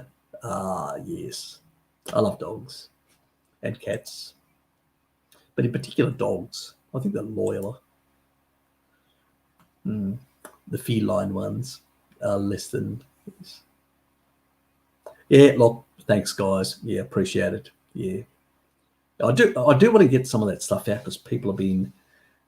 They've got issues in those areas, and they need to get the right stuff, information out, not the shit half information that a lot of people are peddling out there. Because people are just peddling the standard motif. They go, oh yeah, it's this, you go do this flush. Gallbladder flushes can be problematic. They can sometimes give you pancreatitis if you do it wrong. So they can be dangerous. You could end up in a hospital. So, yeah, there's a lot of issues out there, and people are getting themselves into all sorts of trouble. So we've got to be careful. And I've done some of those idiotic things myself without being well informed, and nearly got myself into trouble. So believe me, yes, people need proper, good, credible stuff that works and not shit that could be potentially putting them at risk for further complications. You're welcome. You're welcome. Anyway, I better go. It's 4 hours. I'm out of here. See you guys next week. Take care. And if I can make some content this week, there'll be some up. If I can't, I'll see what I can do on Saturday night. Okay. See you guys.